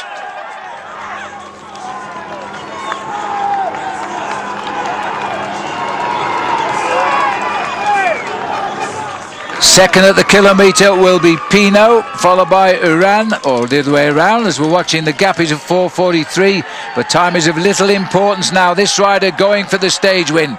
You might have noticed there, Roman Kreuziger was the rider at the front for Tinkoff Saxo, setting the pacemaking, but Alejandro Valverde had moved to the front end of the main group of contenders. But Romain Bardet looks over his shoulder. He's trying to see what sort of move he can make. Villermoz at the back. In fact, another rider in difficulty, number 82, is Warren Barguil. Quintana makes a move here, though. Well, he said he would, and now he's going to have to see the reaction from the others. On the right is Nibali, and it's Valverde who's marking Nibali, and there's a little bit of a delay from Froome. Well, they were all looking at Froome, Phil. They were looking to see, is Froome going to respond in a situation like this? And Nibali said, well, Froome is not responding, so I'm going. Alejandro Valverde has said the same. He's moved across, and Froome has no more teammates left in this group. He's going to have to do all of the pacemaking himself. And Contador is sitting on Froome and not coming by. He's allowing these three to go first, and it's Nibali, Quintana, Valverde, and Contador on Froome's wheel is making Froome chase them down. Right behind TJ Van Garderen is staying in contact as well. He's on the wheel of Alberto Contador. This is a great battle. It's a pity we're not battling out for the stage victory, because these are all the men who are at the top of the overall standings, the heads of state of this year's Tour de France, while further up the road, trying to make himself a name for France, is Romain Bardet. He's still got a slight advantage. We're looking a little bit further back now, Phil. Well, Romain Bardet Steve Cummings is riding back up into third position, I think. Well, they're all going. This looks like Pinot just here as we come up. Well, Steve Cummings, Phil, is riding up to Pinot, so that's an amazing performance by Cummings. There is Bardet. He's looking at the King of the Mountains point over the top there. Pinot has moved into second place. Steve Cummings is riding himself up into third place on the stage. Well, two French riders topped the last climb of the day. Bardet, Pinot, and then it's the British rider Cummings riding for MTN Quebec. Meanwhile, down the slope, 4 minutes back, it is still Quintana in white trying to destroy or get back a few seconds on the yellow jersey. TJ Van Garderen here is being put under pressure and is lagging a little bit. Well, bear in mind, TJ Van Garderen's advantage over Quintana at the start of the day, Phil, was 17 seconds. Pinot has made the junction at the front as Bardet looks over his shoulder. Two Frenchmen in the lead. This has been a remarkable recovery by Thibaut Pinot. Remember, he crashed at the start today. He's now getting to what is the easy approach to the line. The hill is done for. We go down and come out, and Bardet may not be able to outsprint Thibaut Pinot. Now, still this little man here from Colombia is not pulling away, and the constant cadence of Froome is bringing them back. Well, I'll tell you one thing, he's put Vincenzo Nibali, number one, into difficulty there. He keeps looking down at his gears, and that's always a bad sign. You wonder if you're in the wrong gear. Sorry, mate, I'm having a hard time here this afternoon.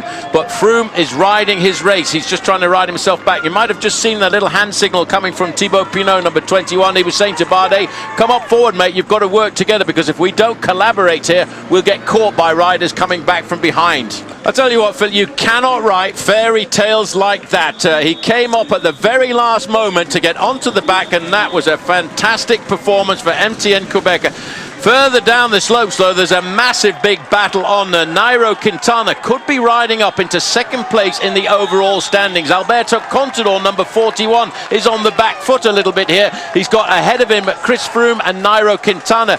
TJ Van Garderen started the day with a 17-second advantage over Quintana, and he's trying to ride himself back into this race to hold on to a podium position. But, you know, this is a man who's got a very large diesel engine. Once it gets going, he's able to keep it going for a long period of time. Quintana and Froome, Phil, just like it was back in 2013. And this is Alberto Contador here as he goes to the crowds. TJ Van Garderen behind now, Vincenzo Nibali.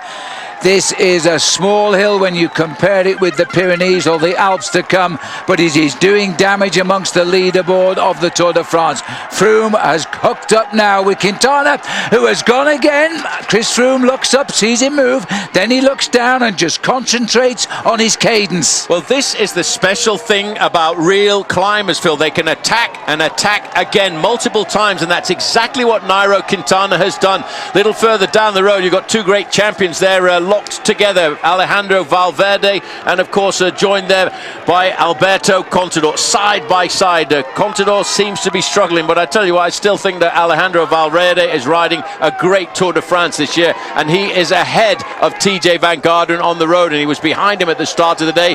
Valverde could also be climbing a lot higher up in the overall standings. Van Garderen needs to find his rhythm. These two riders looking back now to see what sort of damage has been done. Quintana needs to continue. Froome has controlled all of the attacks here of everybody, and he's had to pull himself inside out, Phil, to stay with Nairo Quintana. Well, Quintana needs 17 seconds. There's no bonuses this far down the race. He needs 17 real seconds to go ahead of TJ Van Garderen in the overall classification. He's got the yellow jersey locked on. No time gains at the moment. As we look here, Valverde, who's joined the back wheel and has jumped Alberto Contador. Contador's got to react to that one, otherwise he'll lose a few more seconds to the man who's already ahead of him in the overall. And this is TJ Van Garderen limiting his losses. Well, I'll tell you what, also Alejandro Valverde is looking at that third place finish in the overall standings. If he can, he knows he's got to get time over TJ Van Garderen. That's why he's made that very aggressive move there. These are the two big names of the Tour de France this year. The white jersey, the leader of the best young rider competition, Quintana, followed by Froome. We're looking now here to see Alejandro Valverde is coming back. Well, he's got to gain over a minute on TJ. That will not happen at the moment. But those two up front are doing big damage here, because Quintana tonight is going to move into second place overall in the Tour de France if he maintains this run to the line. And that could be why he's prepared to work here and not worry about the yellow jersey, because Froome has mastered him. Now he wants time, enough time to get second overall in the Tour. He swings onto the airfield, a left turn, and he'll soon be across the finishing line. Look at the difference in styles of these two riders. The slightly built Colombian climber Nairo Quintana, but followed by the gangly position of Chris Froome. But these two men, Phil, they're actually starting to show us that the last week of the Tour de France is going to be some incredible battles once we go up into the high spots of the Alps. And Valverde is not too far behind these two.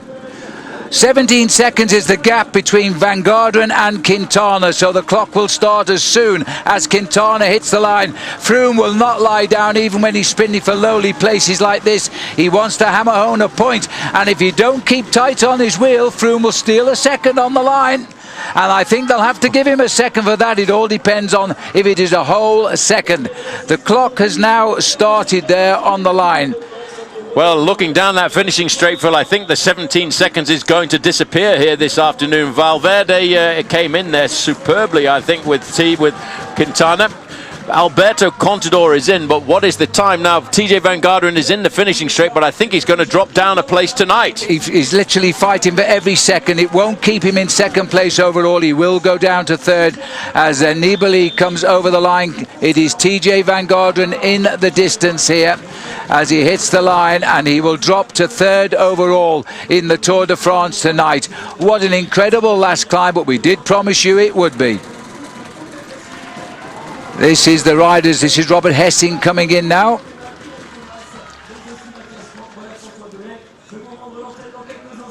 Well, what a battle. Two great races going on there. A battle for the individual stage this afternoon. There's Sammy Sanchez coming up to the finishing line. There's Warren Barguil. He had a difficult day today. Not surprising. He's had pretty hard opening couple of days at the Tour de France, but he's still hanging in there tough. He was 11th overall at the start of today, but what a day that has seen. What a day for Mandela Day, when the day that Etienne Kubeka donned orange jerseys in support of Madiba, they came up with a stage victory.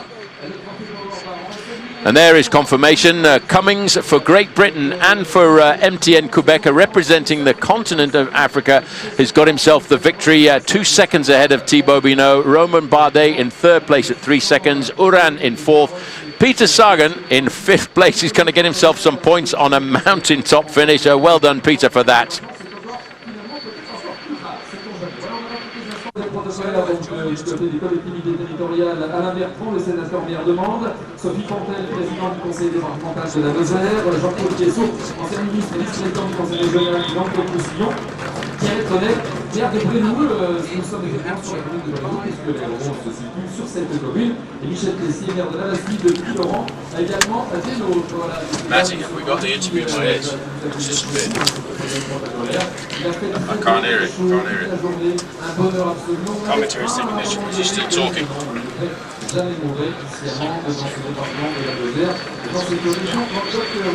Well, I'm not sure. I think we might have just lost the interview there with Steve Cummings, but what a brilliant day, Phil. You have to admit, he himself was just starting to say that he knew he wasn't the best climber in that group of riders, but he had to bide his time. And brilliant day, really, for the day when everybody's celebrating Mandela Day.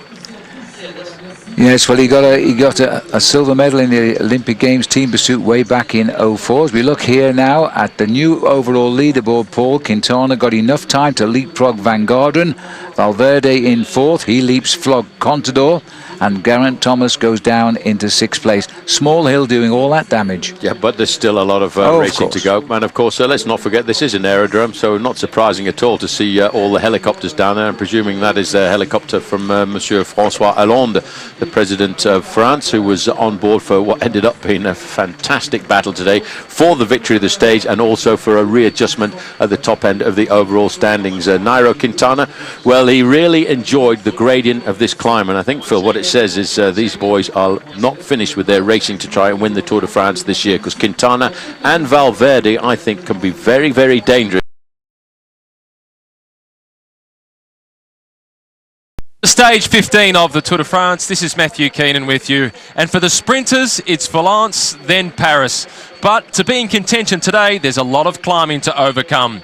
The breakaway senses another opportunity. Stage 15, through the massive Centrale, they depart Mende and make their way through to Valence. It's 183 kilometres, and it starts with a gruelling Category 3 climb. The riders will be warming up before the race gets underway. 2 Category 4 climbs and then a Category 2 climb that comes with 50 kilometres to go through to the finish.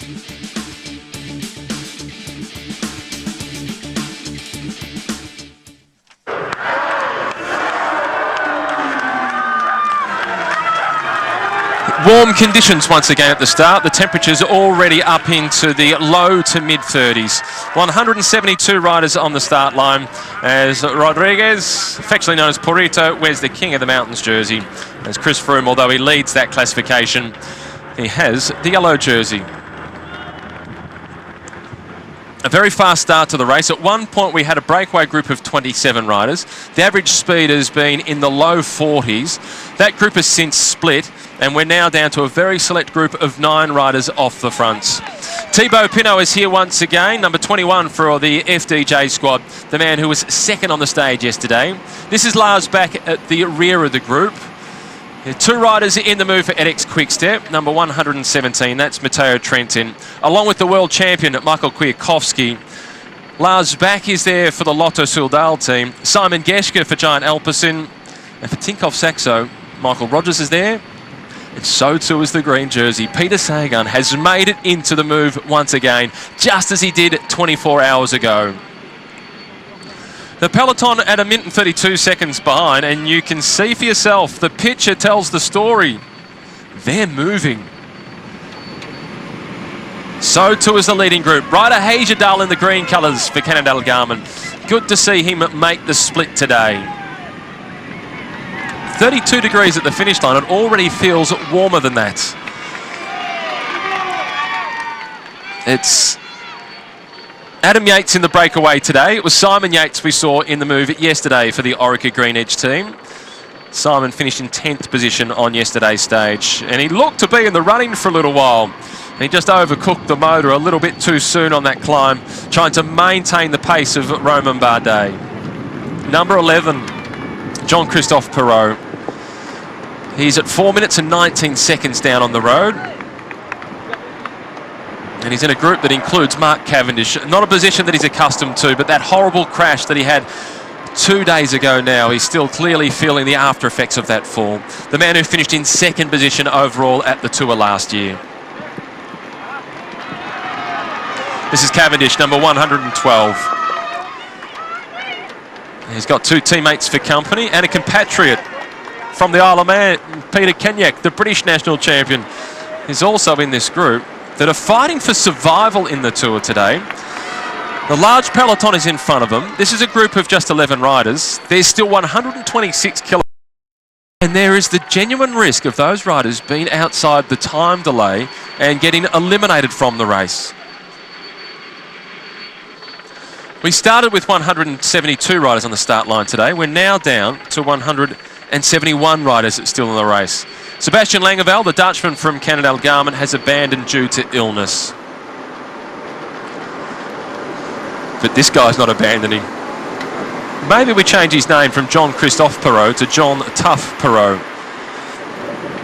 And Jeremy Waugh, also sporting plenty of bandages. He crashed yesterday, Jeremy Waugh. That was the rider in the white colours of FDJ. You would have seen quite a bit of Jeremy Waugh on yesterday's stage.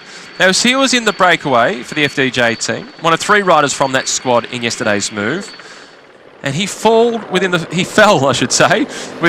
first 5 kilometres of yesterday's stage, but still picked himself up and got in the break. Katusha, they didn't chase yesterday on a stage that suited Rodriguez. They've missed the move today, and now they're chasing. At one point, however, they were at the front of the race. They had Rodriguez in the initial breakaway today, so they'll be disappointed that he somehow missed the split. So they're now all on the front doing the chasing. Ryder Hagedal, Canadian at the back of the group. One of 2 Canadians in the race, the only Canadian to have won a Grand Tour, one of the big 3, the tours of Italy, France and Spain. He won the Giro d'Italia 3 years ago when he beat Joaquim Rodriguez, who is the rider from Katusha that's initiated the chase from the main peloton, but they're losing ground. It's out to 1 minute and 49 seconds, and they're not getting any support. Despite the fact there's still 121 kilometres remaining, the quality of that leading group of 9 riders gives them every opportunity to make it all the way through to the finish, unless another team comes to the front to assist the Russian outfit of Katusha.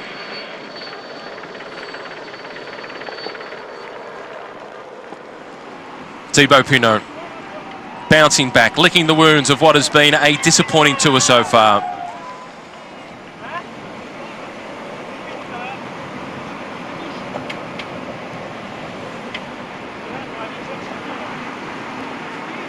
Trying to eavesdrop on the conversation here with Yvon Matteo, the sports director from FDJ.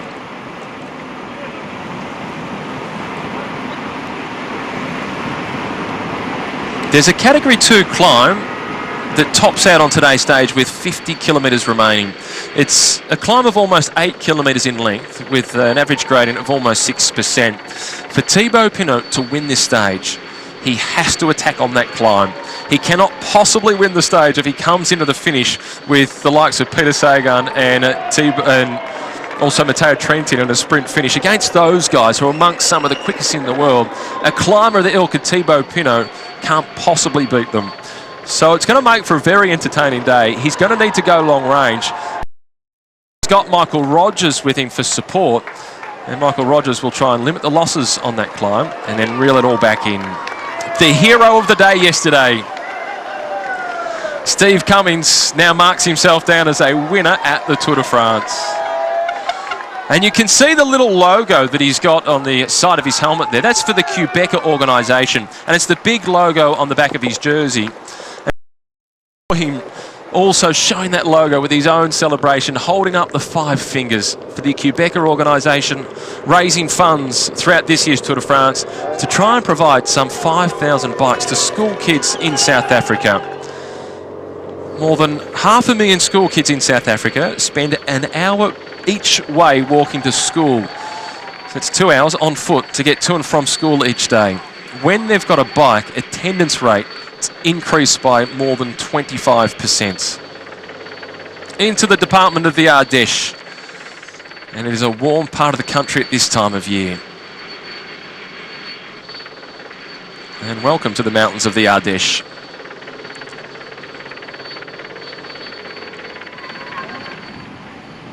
We return to the breakaway group with Adam Yates taking on the fluids at the back. It's going to be a big task to stay hydrated throughout today's stage. On the stage in Rodez, which was the warmest stage that we've seen so far, that was the day where we saw Greg Van Avermaet just get the better of Peter Sagan. Another second place finish for Peter Sagan. On that day, Richie Porte consumed 14 water bottles. Almost impossible under these sorts of conditions to stay hydrated. Tempers flared a little bit yesterday within Team Sky, and that is perfectly understandable. We've heard about Richie Porte being punched in the ribs on stage 10 it was, the first stage in the Pyrenees. He got punched in the ribs with 3 kilometres remaining. Yesterday, Chris Froome reported that he had a cup of urine thrown at him at about 50 kilometres to go on the stage, as we look at Adam Hansen off to the left-hand side of the screen. And then also, we've seen footage of one of the other riders from that team, Luke Rowe, have a... Hi, welcome on Radio Tour from race direction car number 2, just behind the pack.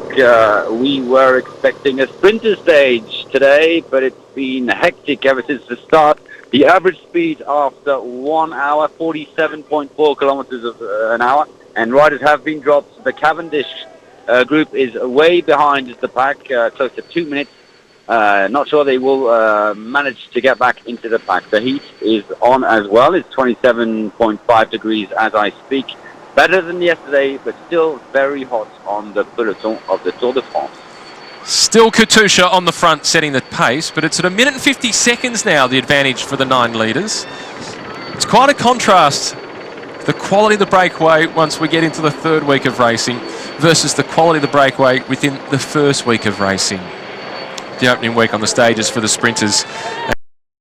And it's normally the teams from the wildcard presented in the breakaway, but this is an extraordinary move off the front. Ryder Hagedal in the green colours coming through now, a former winner of the Giro d'Italia. Thibaut Pinot in the white colours, 3rd at last year's Tour de France. The reigning world champion is in the move, Marco Kwiatkowski. Lars Bak in the red jersey from Lotto Soudal. He's a former winner of a stage at the Giro d'Italia as well. Michael Rogers in the move, 3 times world individual time trial champion. Peter Sagan barely needs an introduction. For the last 3 years, the winner of the green jersey. This is a high-class breakaway. Adam Yates is in the move as well, and he's been a winner of the Tour of Turkey, 6th last year at the Criterium de Dauphiné, 5th at the Tour of California. So this is one of the best moves we've seen throughout the race, and it will be a big task for Katusha to try and reel them back in.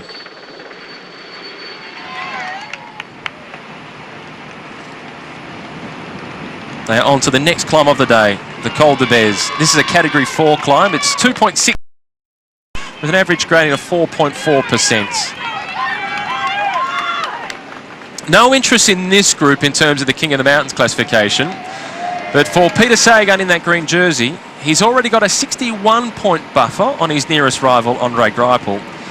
There is an intermediate sprint with 75 kilometres still to go on the stage. Another 20 points up for grabs there for Peter Sagan.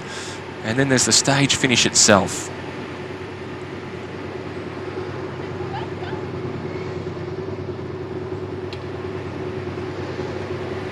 The beautiful department of the Ardèche that they ride through today.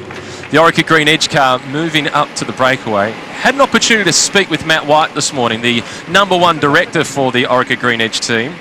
And he said there is no chance of the race coming down to a day for the sprinters today, and it would certainly be a breakaway that would win the stage. And he was keen to get either Adam Yates in the break or Peter winning the Dutchman. Well, he got Adam Yates in the move, the young Brit. There's the official start of the climb. 2.6 kilometres to go. Then they get over the top of this one, and there's virtually no descent at all. And then they start the next climb of the day, another Category 4 climb. But what a race it has been for that team. And to win yesterday, on the day where South Africa celebrated the birth of the late Nelson Mandela, seems so fitting.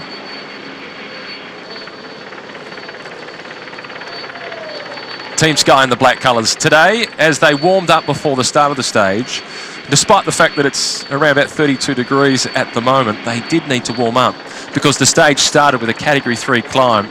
As they warmed up out the front of their team bus, there were 6 gendarmes providing security for them after all the drama that we've seen over the last couple of stages.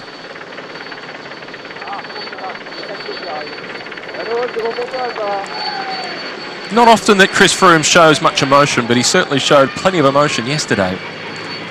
Alberto Contador from the Tinkoff Saxo team. It looked as if he might have been heading towards the front to let everybody else know that he was going off to the side for a nature break.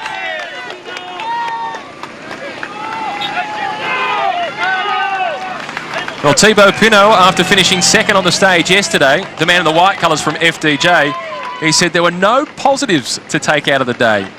Second, after all the work that was done by his teammates, Mathieu Ladanu and Jeremy Waugh, is a complete waste. They were his words as he was not too happy with his own performance and letting that opportunity slip through his fingers. He and Romain Bardet, they really played the game between themselves. They completely lost track of the fact that Steve Cummings was on his way back. Rodriguez himself now going to the front. Not often you see the team leader go to the front to contribute to the chasing. Spotted that flag off to the right-hand side. A tailwind at this point on the climb, which is good news for the breakaway group of 9. No threats in this group to the yellow jersey. Overall is Thibaut Pinot in 17th position at 30 minutes and 57 seconds down. Mum being a little cautious, and rightly so, just holding the kids back on the side of the road. The red colours off to the left as it looks like Rodriguez is not going to the front to contribute to the chasing. He's going to the front to let everybody in the peloton know, okay, we've tried, we didn't get any support, so we're stopping. If you want to bring the break back, you contribute to the chasing.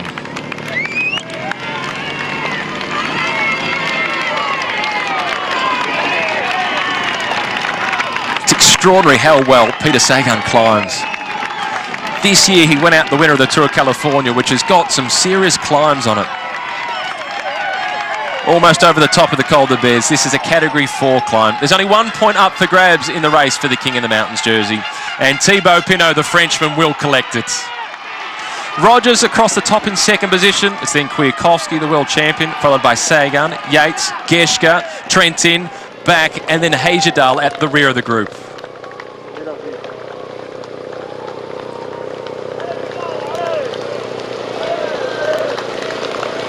The breakaway of 9 will certainly like the news that's coming back to them from the peloton, with Katusha shutting down the engine and deciding not to do the chasing. Katusha played a pretty clear card on yesterday's stage. They actually stated before the start to anybody that was prepared to listen that they weren't going to chase. Rodriguez has already won 2 stages. They were just going to let the race unfold and see what happens. And if Rodriguez was in with a chance approaching the last climb, then they'd contribute to trying to put him in a position to win stage number 3.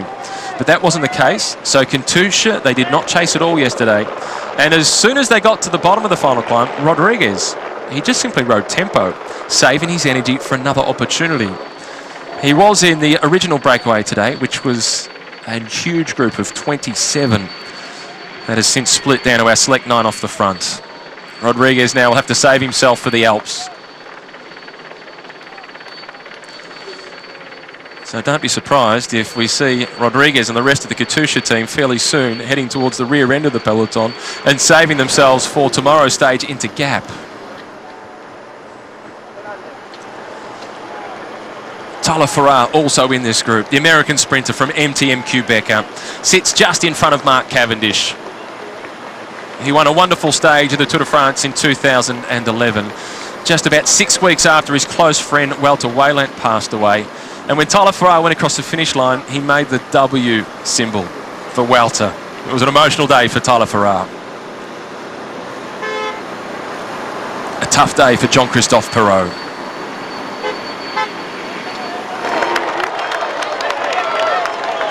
This is a Category 4 climb, and this is an enormous crowd. And the large majority of them are so well behaved. Such unfortunate incidents from a minority yesterday with the urine that was thrown at Chris Froome.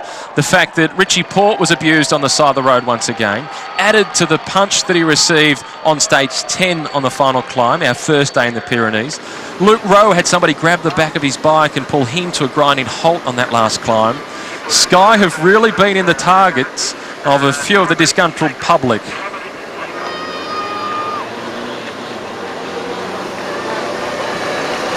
Today in the breakaway for Orica Green Edge. Yesterday it was Simon Yates. Simon said he simply didn't have the legs. I wonder if it was more to do with a lack of experience yesterday for Simon Yates. The Yates twins, they're only 22 years of age. I'd dearly love to know what would have happened with Simon Yates if he had followed the strategy of Steve Cummings, and in fact just followed Steve Cummings. Cummings said he knew the climb really well, having raced up it a few times at Paris-Nice, and he wasn't capable of climbing with Bardet and Pinot, so he just had to stay really close to that red zone, tease, flirt with the red zone, but not quite go into it, and then see if he could fight his way back, which is exactly what he did. Yates, rush of blood, big crowd, opportunity perhaps to win a stage. He tried to go with Romain Bardet, a man who finished 6th in the Tour de France last year. Went into the red zone, paid the price, cracked and finished in 10th position, but a good result nonetheless and a learning experience.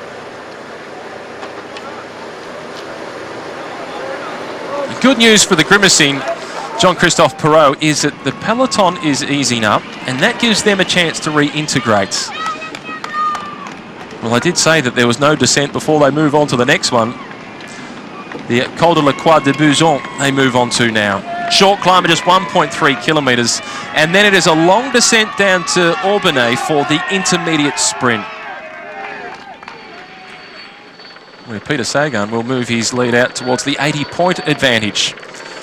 You can see Roland Dennis once again, the rider in the BMC colours, with the black nicks on, different to all the other riders from the BMC team, and he's spending so much of this tour out of the saddle. He's got some serious saddle sores, which is why he's wearing different nicks to the rest of the team. Slightly different shape to the chamois, a little more comfortable. Maybe he needs a little bit of the Robbie McEwen butt cream that the former Australian great produces to reduce a little bit of that saddle sore.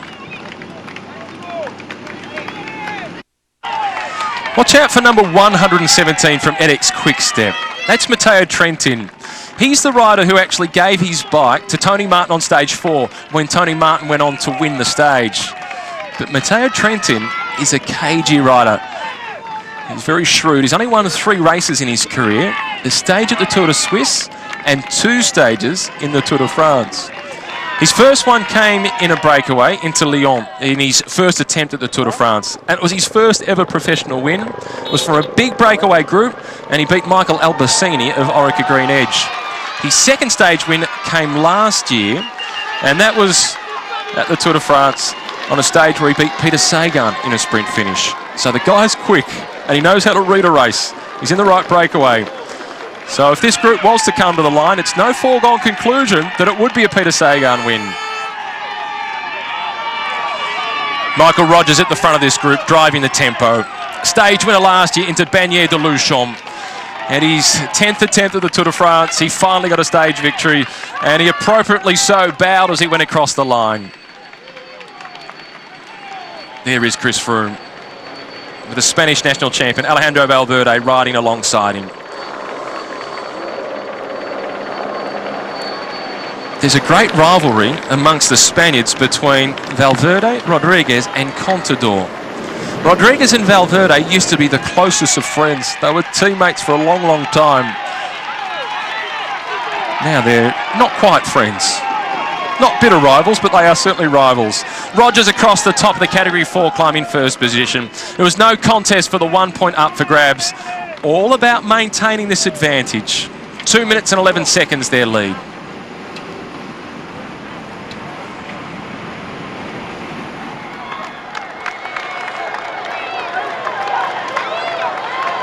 Here comes the main peloton up this climb. The Col de la Croix de Bouzon.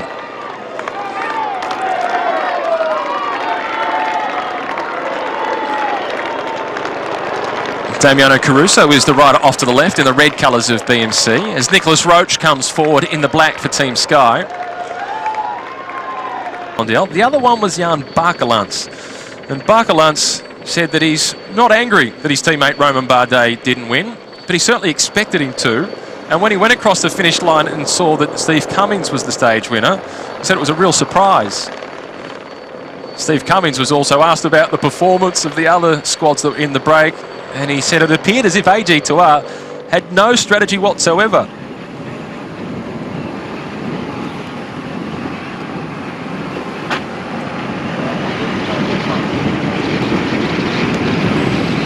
Two of the more experienced men at the back of the group, Lars Bak and Michael Rogers, both in their mid-30s.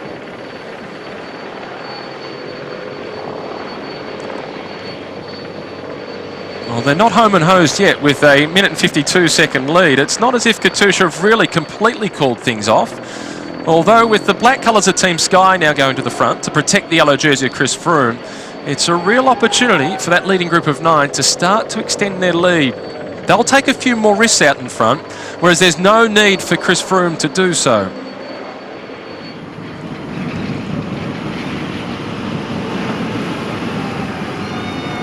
Lars Bak, a former winner of the Tour Avenir, when he was expected to be one of the big stars of Danish cycling. Hasn't quite fulfilled the potential that many thought that he had, but he's turned out to be a great workhorse for the various teams that he's ridden for. He's been crucial to so many of the stage victories of Andre Greipel. He's even managed to win a stage in a Grand Tour himself. That was at the Tour of Italy a few years ago. Luke Rowe now coming to the front.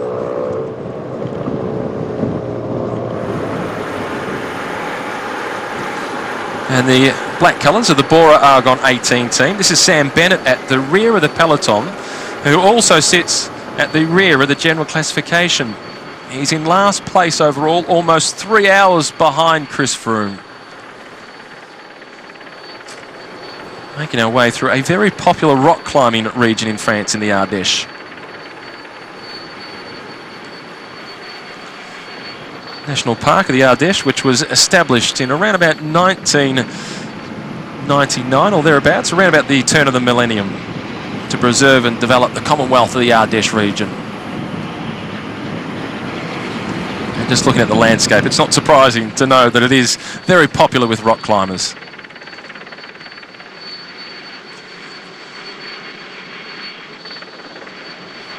And this statue is to a former athlete and journalist that covered the sport way back in the 1930s and 40s. Not the high mountains of the Pyrenees or the Alps, but they really are a stunning mountain range. So we head through the Massif Central into the department of the Ardèche, a region which sees a lot of bike racing. Paris-Nice often journeys through here, so too does the Criterium de Dauphiné, and this year the Tour de France. Alejandro Valverde up in the third position. Wearing the yellow helmet, Movistar as the leaders of the team's classification. They have a 13-minute and 54-second advantage over Team Sky. Steve Cummings, cool, calm and collected at the back of the race. I wonder how he slept last night with that stage victory. Might have been replaying it a few times over in his mind, and understandably so. A journeyman, perhaps you would label him as that, as a professional cyclist, 35 years of age. He's been in the pro ranks for more than 13 seasons. He's been a world champion on the track, Commonwealth Games gold medalist, Olympic Games silver medalist in the team's pursuit back in Athens in 2004. Stage winner at the Tour of Spain, but so often he's been on teams to work for other riders. Left BMC at the end of last season to go across to MTM Quebecer to get just a few more opportunities for himself towards the end of his career, and also share all that experience with one of the young growing teams. It paid dividends. The group of Jean-Christophe Perrault and Mark Cavendish and Mark Renshaw and a whole lot more making their way across the top of what is the second last climb of the day. The bad news for the sprinters is the hardest one of the day is still to come. That's Jerome Capel at the back of the group for IM Cycling. Iverti is the rider who is in there for Movistar.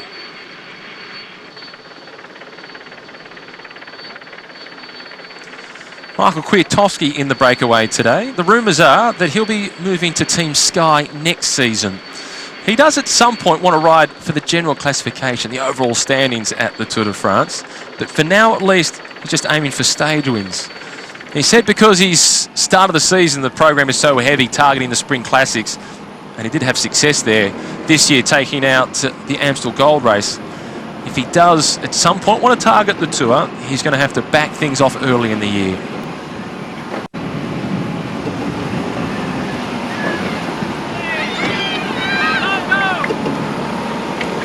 And again, Lars back going through that left-hander with the inside pedal down.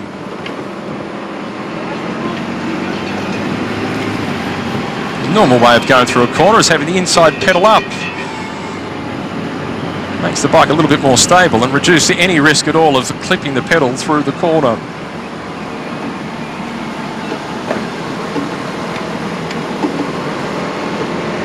And you can see the caution on Lars back as he does come out of that corner. He's drifting from hitting the apex, he's then drifting out wide, understandably so.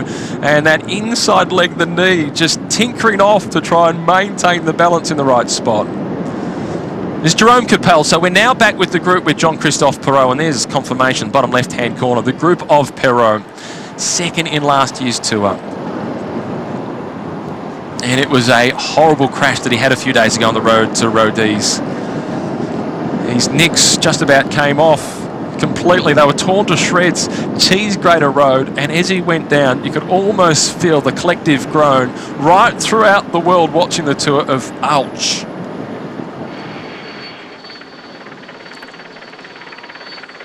He has fought on bravely. He deserves every little bit of credit that he gets. Luke Rowe is the rider at the front with Chris Froome sitting behind him. Key lieutenant over the next few days for Chris Froome, of course, is Richie Porte, who's found it a little bit difficult to deal with all the abuse that Team Sky has been receiving. And in his diary that he's been writing for Fairfax down in Australia, he said, "I'm just a kid who one day moved from Tassie and borrowed money from mum and dad to chase a dream." He's worked pretty hard to fulfill his dream, and Richie Porte is definitely in the process of doing so. He was unfortunate and lucky at the same time yesterday, Richie Porte. He was unfortunate that he punctured, and he punctured the front wheel at a speed of 60 kilometres per hour. He was lucky that he managed to keep it upright. Gingerly through those corners back in the peloton. Meanwhile, the leading group of 9, they've got the throttle open, trying to extend their lead.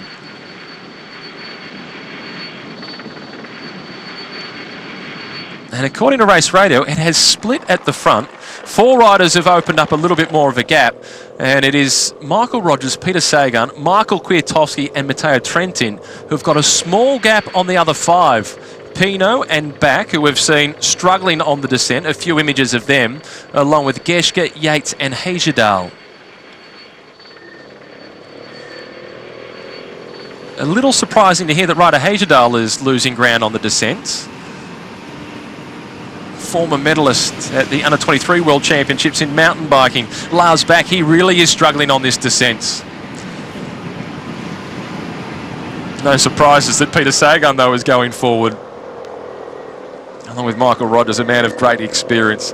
2 days ago on the road, he said to Richie Porte as they were buckling underneath the sweltering conditions, "I'm a little bit too old for this." No, you're not, Michael. A long way from it. Had a fantastic season last year, Michael Rogers. He won 2 stages at the Giro d'Italia, a stage at the Tour de France. He was really refreshed and invigorated after what was a very difficult off-season for him. Had to clear his name. He lived in limbo for around about 6 months.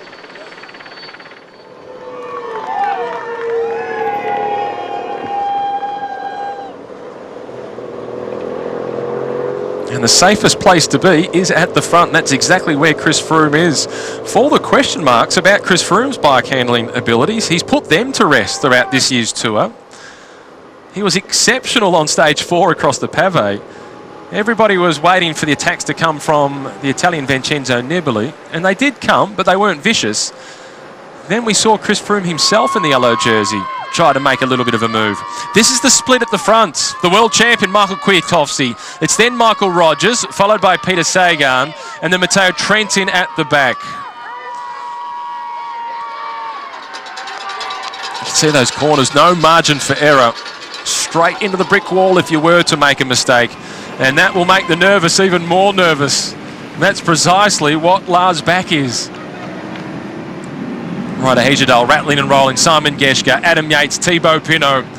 Let's bridge the gap the easy way.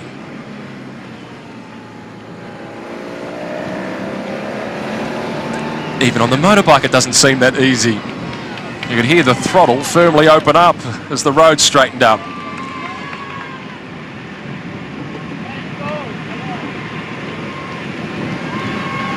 Conversation between Trentin and Kwiatkowski. Not sure whether to go on with it by the sounds of them.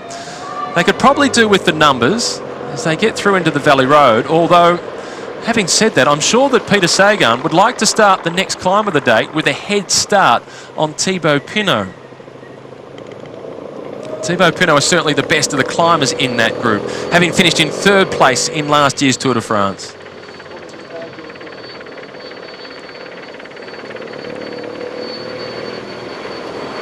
Lovely old bridge that they make their way across. So 10 seconds the deficit for the former members of the lead group. 5 riders just losing a little bit of ground on this descent. 2 minutes and 5 seconds back to the peloton. Then the group of Jean-Christophe Perrault at almost 8 minutes behind. Just looking at the back here, this is Tyler Farrar here at the back of the race, and Sebastian Chavanel. A little rain here as we go through Zaujac, and it looks to me as though we've got Tyler Farrar at the back, the American sprinter, and also another sprinter, Sebastian Chavanel of Team FDJ. The wet roads, though, I have to say, Paul, are causing a little bit of concern today now. Well, they are. It's been a very difficult start to the race. The first hour of the race run off at about 46 kilometers an hour. Initially, 27 riders got clear off the front end of the main field and started to form a breakaway group. But that split down to 9 riders. The 9 riders are currently still clear, with around about 2 3/4 minutes over the main field of the yellow jersey group and all of the other pre-race contenders. But one of the big favourites for the stage victory today, Mark Cavendish, has been caught in a group a lot further back. He was dropped with a number of other sprinters at 10 kilometres into the race. So savage was the start. Peter Kenyuk from the Isle of Man there, the British national champion in the red, white and blue, he was also caught out in this back group. Well, they're continuing to take no chase here, Paul. There's no question about them catching up now. It's a question about racing to beat the time limit by the end of the day, I think. They're in and out of these. They haven't actually been racing through any rain, but it's been hitting the roads before they get there. Yes, for the group at the back of the race here, Phil, they're really going to have to keep a very close eye on the time gap because it obviously depends on the average speed of the race, but it's going to be between 8 and 9%, which will only give them between an 18 and 20 minute gap that they have to cross the line in after the winner finishes to stay in the race. It's that close, so it's going to be a bit risky for those guys. On the town of Zaujac at the moment. This is in the Ardèche as we race down here. It possesses here, by the way, one of the youngest volcanoes in amongst the town. And we're hearing on Race Radio, in fact, the group Cavendish, as they're calling it, has closed a little bit. They're now inside 5 minutes behind the peloton after this long descent. But from what we've seen from the peloton, Paul, they've just been freewheeling down here. Yeah, they were not taking any risks down that descent, and of course let's not forget that the main field are now lining themselves up to come into Aubenas. But from Aubenas then there's a very long ascent up to the top of the Col de l'Escrinet, and I don't think we'll see the pressure being applied by Team Katusha until they get over the top of that climb and start to line up for the long downhill towards the outskirts of the Valley of the Rhône. Looking at the peloton as we course down the sides of the River Ardèche in this stunning area of France, as we cross across the country now, heading to Valence. And the good news is that Mark Cavendish off the back today, dropped early on, that they've closed in a little bit. They're less than 5 minutes behind now on this long descent, while up front they're lining up now for the green jersey sprint. And that man, Peter Sagan, has read the move again. There he is on the far side in his green jersey. Well, he's taking a serious option on winning that competition for the 4th year in a row. Funny how the team owner, Oleg Tinkov, was so critical in the social media in the early part of the year about this rider's performances. But when you look at his performances, he was getting lots of placings, seconds and third placings, until he came to the Amgen Tour of California. What a dramatic finish he gave us there, winning a 3rd place finish on the final day to win himself a time bonus that gave him the overall victory. And that was a big indication that he was rising up to the top of his form, and here he is at the Tour de France leading that green jersey competition once again. Doing very well too. He's a very canny rider. He's read it so well. He's won that competition for the last 3 years, and he's setting himself up on this was talked about as being a possible stage for the sprinters, and it's certainly the only one we can call a possible stage. There's no more till the last day, a week today in Paris. It's always been talked about as a mountainous tour, and yet here's a tough sprinter like Peter Sagan out on the hunt every day. We're into Aubenas now, and it's 1.3 kilometers towards the sprint. Well, it'll be interesting to see what the other sprinters do. We know for the moment Peter Sagan is looking very comfortable in the breakaway group, but Greipel, Degenkolb and Alexander Kristoff are in the main field, which is currently just over 2 minutes behind. Mark Cavendish, well, he's not having the greatest of days here. He is well off the back at the moment. It's well, we're getting information between 5 and 6 minutes behind the yellow jersey group. So there's a lot of sprinters, Phil, in the yellow jersey group who'll be dreaming about catching this group of 9 leaders.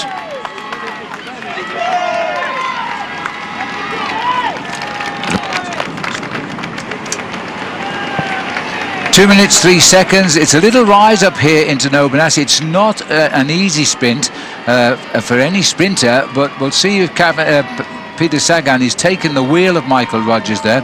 He's got Simon Yates in that white top jersey, but there's nobody normally here who could match Sagan in a sprint. Well, theoretically, yes, but Phil, if you cast your mind back 12 months to a stage victory of the Tour de France in Nancy, a certain guy who happens to be in the breakaway here, Matteo Trentin, he actually got across the line in front of Peter Sagan in a photo finish, and Trentin's job, I think, will be to try and beat Sagan up to this, to try and reduce the number of points he gets. But look at the wind-up now coming from Michael Rogers on the front. Well, Matteo is the rider just in our camera now, on the back wheel of the white jersey there, so he's being led out by his teammate Kwiatkowski. Look at this, it's becoming a formality. Rogers is just the rear guard, he's the teammate of Sagan, nobody's bothered. Sagan gets 20 points, his teammate even gets to the 18, so that was pretty easy, and that's increased the overall lead at the moment. Remember, there is a sprint at the back for 10th place, and there's points available, first 5 there. Jens, now it's crucial now. Are they going to go on and try and win the day, or what do you think is going to happen? Definitely they're going to go on and try to win the day. As I say, it's 50-50. No, it's not 50-50. They're going to get caught by Katusha. I make up my mind here. They're going to get caught, but they're going to keep going because, hey, once you open that box, you might as well go to the very bottom of it. So once you commit it in a break, hey, you might as well go full gas. And I think Peter has in his mind, like, okay, I got 23 points here, and I might get a few more points at the finish line if we survive this stage. Saying that, Peter is such a legend that even if they would get caught, Peter is still going to be top 5 on the stage after being a breakaway, getting caught, and he's still going to be in the top 5 in the break. That's how crazy good he is. Well, we'll keep an eye on that because there's still 74 kilometres to race yet. The beautiful crowd here, remembering the halcyon days when the race finished here, and now they're seeing the Tour de France again pass by. 9 riders in the leading group. You've got Pinot, Rogers, Sagan, Adam Yates and Ryder Hesjedal. But the other riders in the breakaway group, Lars Bak is a teammate of Andre Greipel. Simon Geschke is a teammate of John Degenkolb. And then the 2 riders from Etixx Quickstep, well, they will probably now have to work in that leading group because they're probably figuring out that Mark Cavendish is not going to be one of the sprinters. And as you can see, Giant Alpecin have also decided now that they're going to try and lead this out because Degenkolb is looking for a few points, and not far away from him is Andre Greipel. This is John Degenkolb at the front. He's got Greipel on his back wheel. 2 Germans going for it here. Greipel checking out what's going on as they're coming up to line, and they're not bothering to contest those small points, Paul. So Degenkolb is best of the rest. He's in 10th place. I think we will see a bunch sprint this afternoon, of course, without Tyler Farrar, the American, and without Mark Cavendish. This is the descent away from Aubenas. All the traffic comes from the right here, if the road wasn't closed. And shortly you will leave the main road and disappear down the side road, which will be the D578B. And superb roads for cycling, as always, once you're off these main N roads, which is Route Nationale.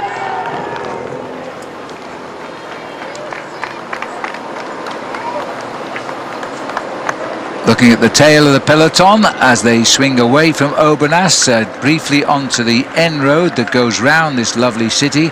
They will turn away into the lanes again imminently now. There they go. The best road to the finish is straight on, but we're going a little bit longer as we head now towards, we're seeking out the Col de la Lecrinée. This is still Team Katusha setting the pace. They have said they want to keep this breakaway at 2 minutes or less, and they're doing that. And then they're waiting to see what happens on the climb coming up. And of course, if Christophe cracks, then they'll turn off. Well, I don't think they'll ride that hard once they actually get to the slopes of the climb. They're riding here because this is the flatter part of the course before they start that second category climb. I think they'll climb the ascent at a fairly steady pace and try and keep numbers together at the front end of the main field. Once they've gone over the top of the climb, that's when they'll start to get themselves organised. But if you look at the long tail of riders here at the back end of the peloton, it gives you an idea of just how hard Team Katusha are riding. Yes, and how hard the brake is riding, because they're holding it. Brought down a little bit, 148. We're over the Pont d'Aubenas now, the bridge there, as they continue to head towards the start of that climb.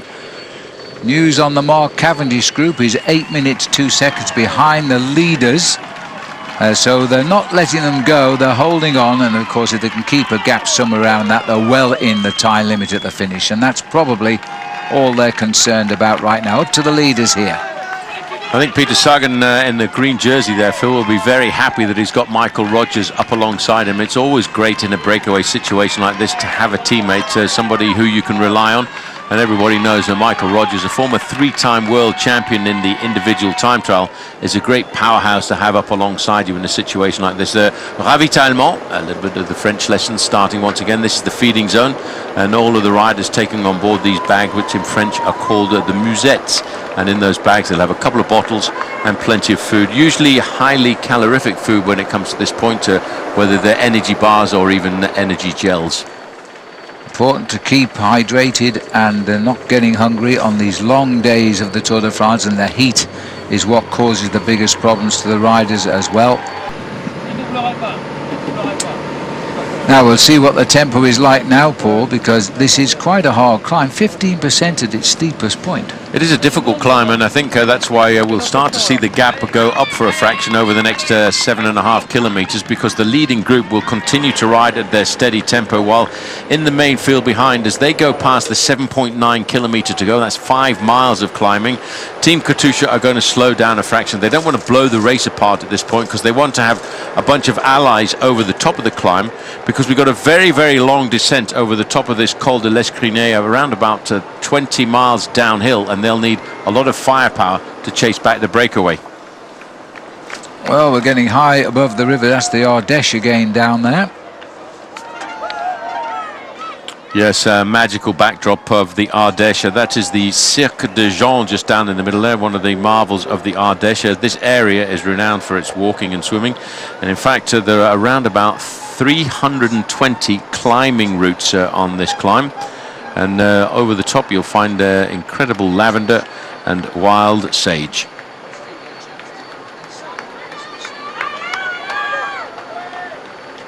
You can actually also find the ocellated lizard here, and it measures up to 60 centimeters in length, but it is very much renowned for its outdoor adventure. And as we saw just a few moments ago, plenty of people actually use the Ardèche for kayak and camping, so you can meander down the river and pull off in the evening and find a nice little campsite.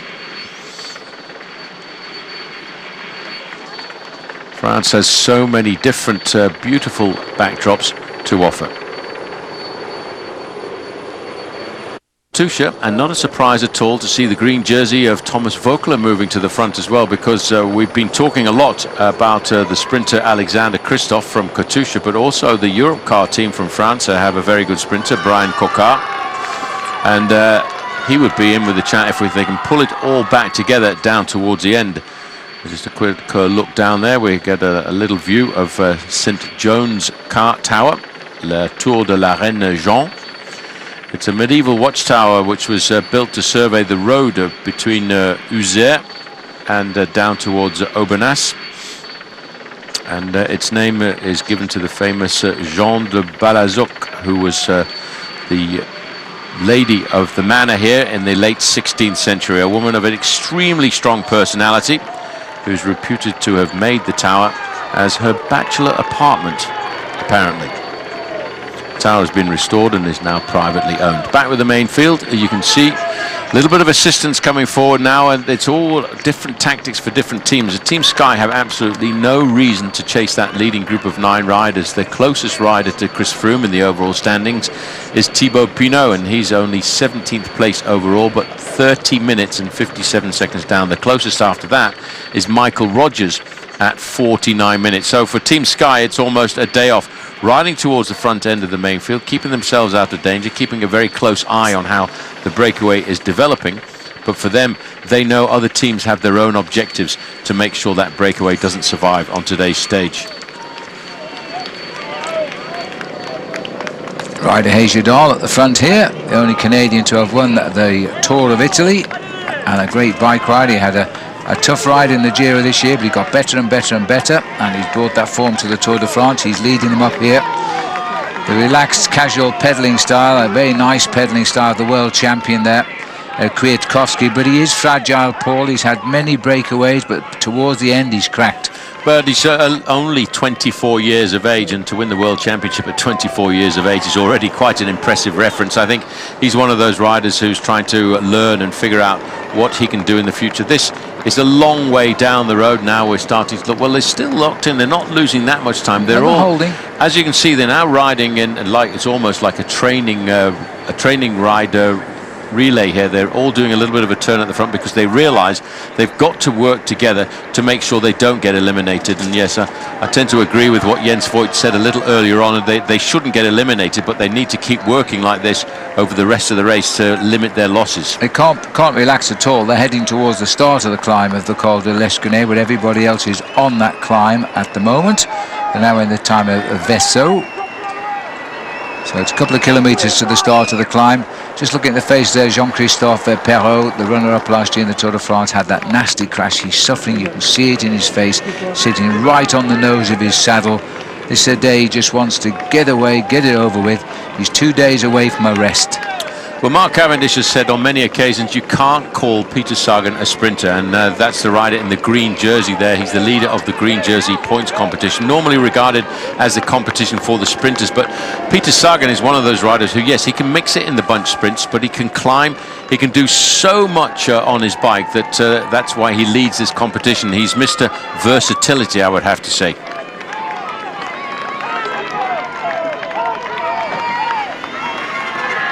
Joined by Matt White, Sports Director at Orica Greenedge. Matt, you've got one of the Yates brothers in the breakaway. It's Adam today. Can this move survive? It's really touch and go. Yeah, it is. The interesting thing will be who rides tempo on this last climb of the day. That will be the key factor, whether the break goes out any further or comes back. And then obviously we've got a good hour and a bit of racing off the top of this climb. And Lars Bak has all the reasons in the world not to help because of his teammate Andre Greipel. He sat at the back of the race here, excuse the pun, but he is a good rider. He won a stage of the Tour of Italy back in 2012. Driving the breakaway here, gap is 1:49. We're heading up towards the summit of the Col de l'Escunay. It's still a little way to go. Beautiful area of France and a road we very along, and the huge crowds here welcoming the Tour. Yes, they are, and a nice viewpoint for everybody here at these wonderful limestone craggy outcrops.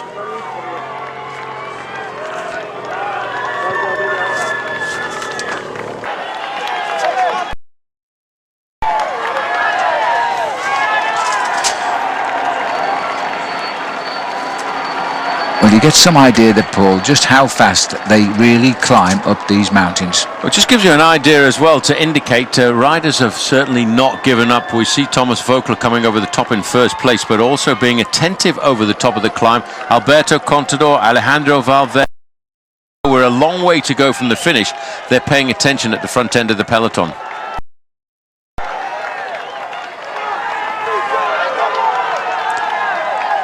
Thomas Gekent, good climber, sat last man here, 73. They've gone over the top, a 1:25 the official time coming from the course. We're showing 1:24 at the moment.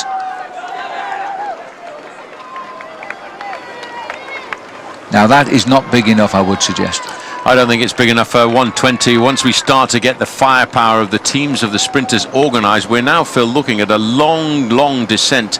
It's not a steep descent, but it's one where the riders will feel that they can push the average speed in the main field to speeds approaching 35 to 40 miles an hour, and they won't really be hurting quite that much to keep the speed high, so they will start to really eat into that. The leader's speed currently around about 35 miles an hour. I would think the main field will be close to 38 miles an hour, so shortly I think they'll get themselves organised, and this group is not going to get the win from the leading group of 9. Well, they're already knocked off 8 seconds as they tipped over the top. The peloton speeding at just on 50 miles an hour as they go down the mountain, nearly 80 kilometers an hour, and these roads, they don't have acute turns. They can hit the high spots here.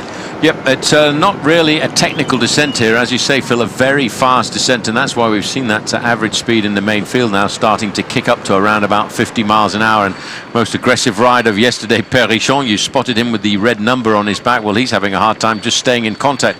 And as you can see, a few moments ago, it was all the teams of the sprinters up at the front end of the main field. Now it's the overall contenders starting to wind it up. Well, the clock is in the descendancy here as they now are going to open up everything, because the sprinters will now be telling their teams, look, we can win this, let's go. And all the leaders, they're all in the pack, right there. All the men who've battled to open up the time gaps at the top of the leaderboard. Chris Froome, Nairo Quintana, TJ Van Garderen, Valverde and Contador, the first 5 riders in the race. Yeah, but as you can see, once they get to any kind of descent, anything that might be at least perilous, you can see Team Sky come to the front of the main field. Now there's a little move from the leading group here, because just going around the corner, that looks to me as if Matteo Trentin, Phil, has just slipped the leading group of 9. Well, that's a cheeky move if he has. And there he is up front. Taking chase after him, Mickey Rogers, followed immediately there by Peter Sagan. Well, we're on the descent and we go down through the town of Privas, and that's where we have a choice of ways, but our boys will go right through the middle on a very small road. And this is the site of Perrault, driving at the front here after his crashes, heavily bandaged, suffering like you would not believe, and is determined not to give up the Tour de France after finishing 2nd last year. This is also the group that Mark Cavendish, Daniel Tekla-Heimenot are in as well. They're losing huge chunks of time on this day. Because of the speed of the start, they ended up getting left behind after just 6 miles. Jeremy Roy is the other rider, just over to the right-hand side. He was one of the riders who was in the breakaway on yesterday's stage. Just goes to show, you know, it's very much like that bank account I keep talking about with energy. If you use too much, you've got to go into the red zone the following day to top up the energy levels once again. And of course, this man has been right deep into the hurt locker, and that of course is JC, they call him, Jean-Christophe Perrault, former Olympic silver medalist in 2008 in the mountain bike before switching across to road racing. This is back up with the leaders here, and they're still chasing Trentin down that climb, and this is the peloton, and they've knocked off a lot of time. We're heading to a minute now. Yeah, but this is interesting because all of a sudden it's Movistar have come to the front in those dark blue jerseys with the lime green M on the top there. You know, they're not going to give this race, or any opportunity that might present itself is worthwhile grabbing.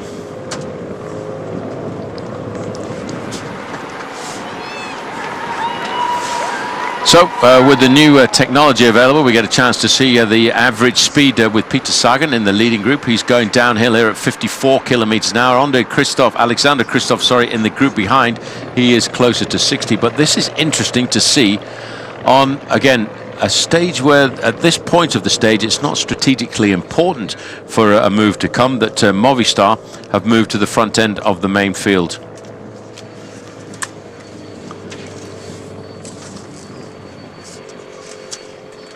So the riders here as we course through the gorges now, as we head down to Privas itself.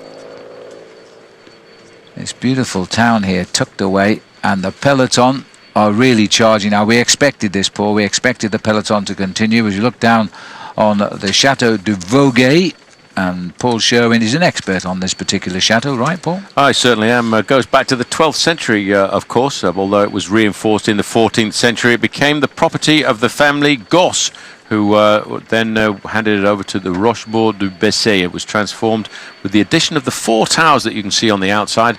It really is quite remarkable the way many of these historical monuments in France have been preserved. It was refitted, by the way. I'm not sure if they're talking about the kitchen, but in 1603 by the Vogue family. Yeah, it is a private historical monument and absolutely magnificent. As we go back to the Tour de France here, the gap is now ringing at 1 minute here. Movistar pushing on the descent, stretching them out. They're going to catch that breakaway for sure. As we're catching up with the leader on the road now, which is Matteo Trentin. He's going to give it a good go, but he's set himself an awful long way to go to the finish. But hey, he's going to do most of it downhill. Well, this is the sort of day when it's not that crazy to go on the attack with 48 kilometres to go, because he's got 20 kilometres downhill to, first of all, he goes through the town of Privas, then he goes down into the small town of Poussin, and that gives him 20 kilometres downhill. And if he can keep the pressure nice and high and they don't organise the chase behind him, he could go down into the valley of the Rhône with a 30-second or a 45-second advantage. And just looking at his style here, he's looking quite comfortable on his machine, and he's got the advantage, Phil, because in the group behind him he's got a teammate, and his teammate can get an easy ride, and that's of course Michael Kwiatkowski, the world champion. And they must have talked about this. This is a lovely little town. We're coming in just on the outskirts of Privas now. As we continue to race on, there'll be a huge crowd down here as we get down. This is the group he has left behind for the moment, and there's somebody else gone off the front here. That, I think, was Simon Geschke. It was a dark black jersey. Ooh, and that's a bit tricky. Kwiatkowski showed us a new style of bike riding there. Yeah, but did you see Peter Sagan, how quickly he leaped across that gap there? He's such an incredible bike handler. As there's Kwiatkowski, he'll sit here. There's Peter Sagan, he's just keeping an eye on affairs. Lars Bak doesn't want to get caught out. It's his job, number 72, to make sure the breakaway doesn't go clear of the front end of the main field, because he's thinking about reinforcements coming from the back group and of course from Andre Greipel. Well, they're still pushing on. We can show this again here. It's pretty good. Very good bike handling. Terrific.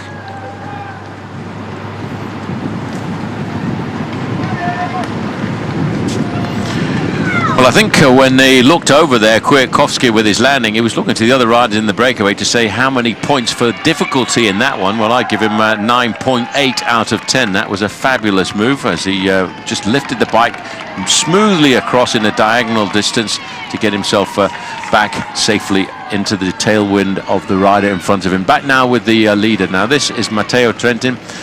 Won a stage last year in the Tour de France and in the Tour of Switzerland, one of the youngsters on the squad, and they're not actually responding here. Just a little bit further forward is Simon Geschke. The gap is 1 minute and 15 seconds back to the main field, but there's no organised chase here. Now that could be rather interesting. Looking here at Thibaut Pinot. Pinot really had an ideal preparation this year for the Tour de France, and back to the calvaire, as the French would call it, of J.C. Perrault. Just at the back, with Jeremy Watt up alongside him. A lot of the riders in this group having a long, hard day in the saddle. There is Peter Kenyuk, just riding in front of the South African flag a few moments ago.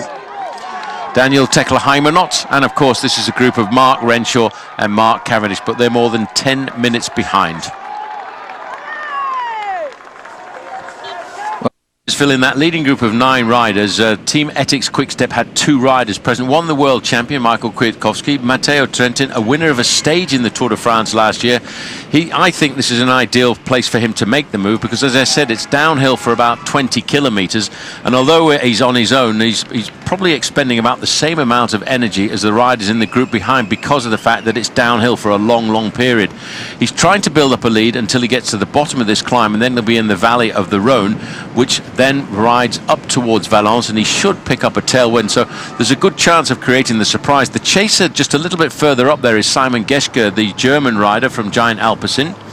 And then a little bit further back, you can see there's no real collaboration or organisation in the chase in the 7 riders in the group we're looking at here. But they're certainly not going to give the bunch an easy chase back, even though they're 1:10. They have been down to a minute almost, and they're pulling away again. Now they're still continuing to race towards the finish on the fastest expected time today, so they really haven't hung around.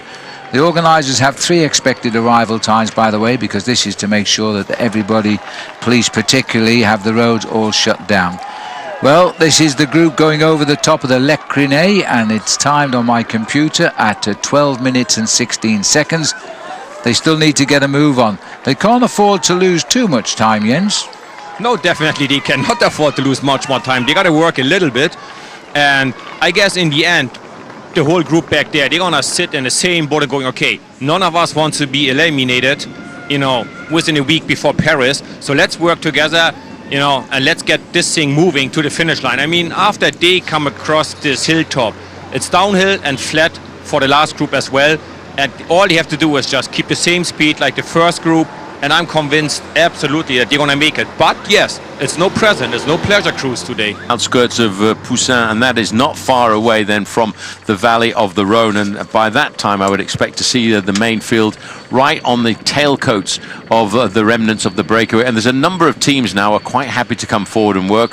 Europcar is one of those. They're probably thinking about their man Brian Coquart, and they're about to get caught now, the group of Sagan, leaving only 2 riders in front.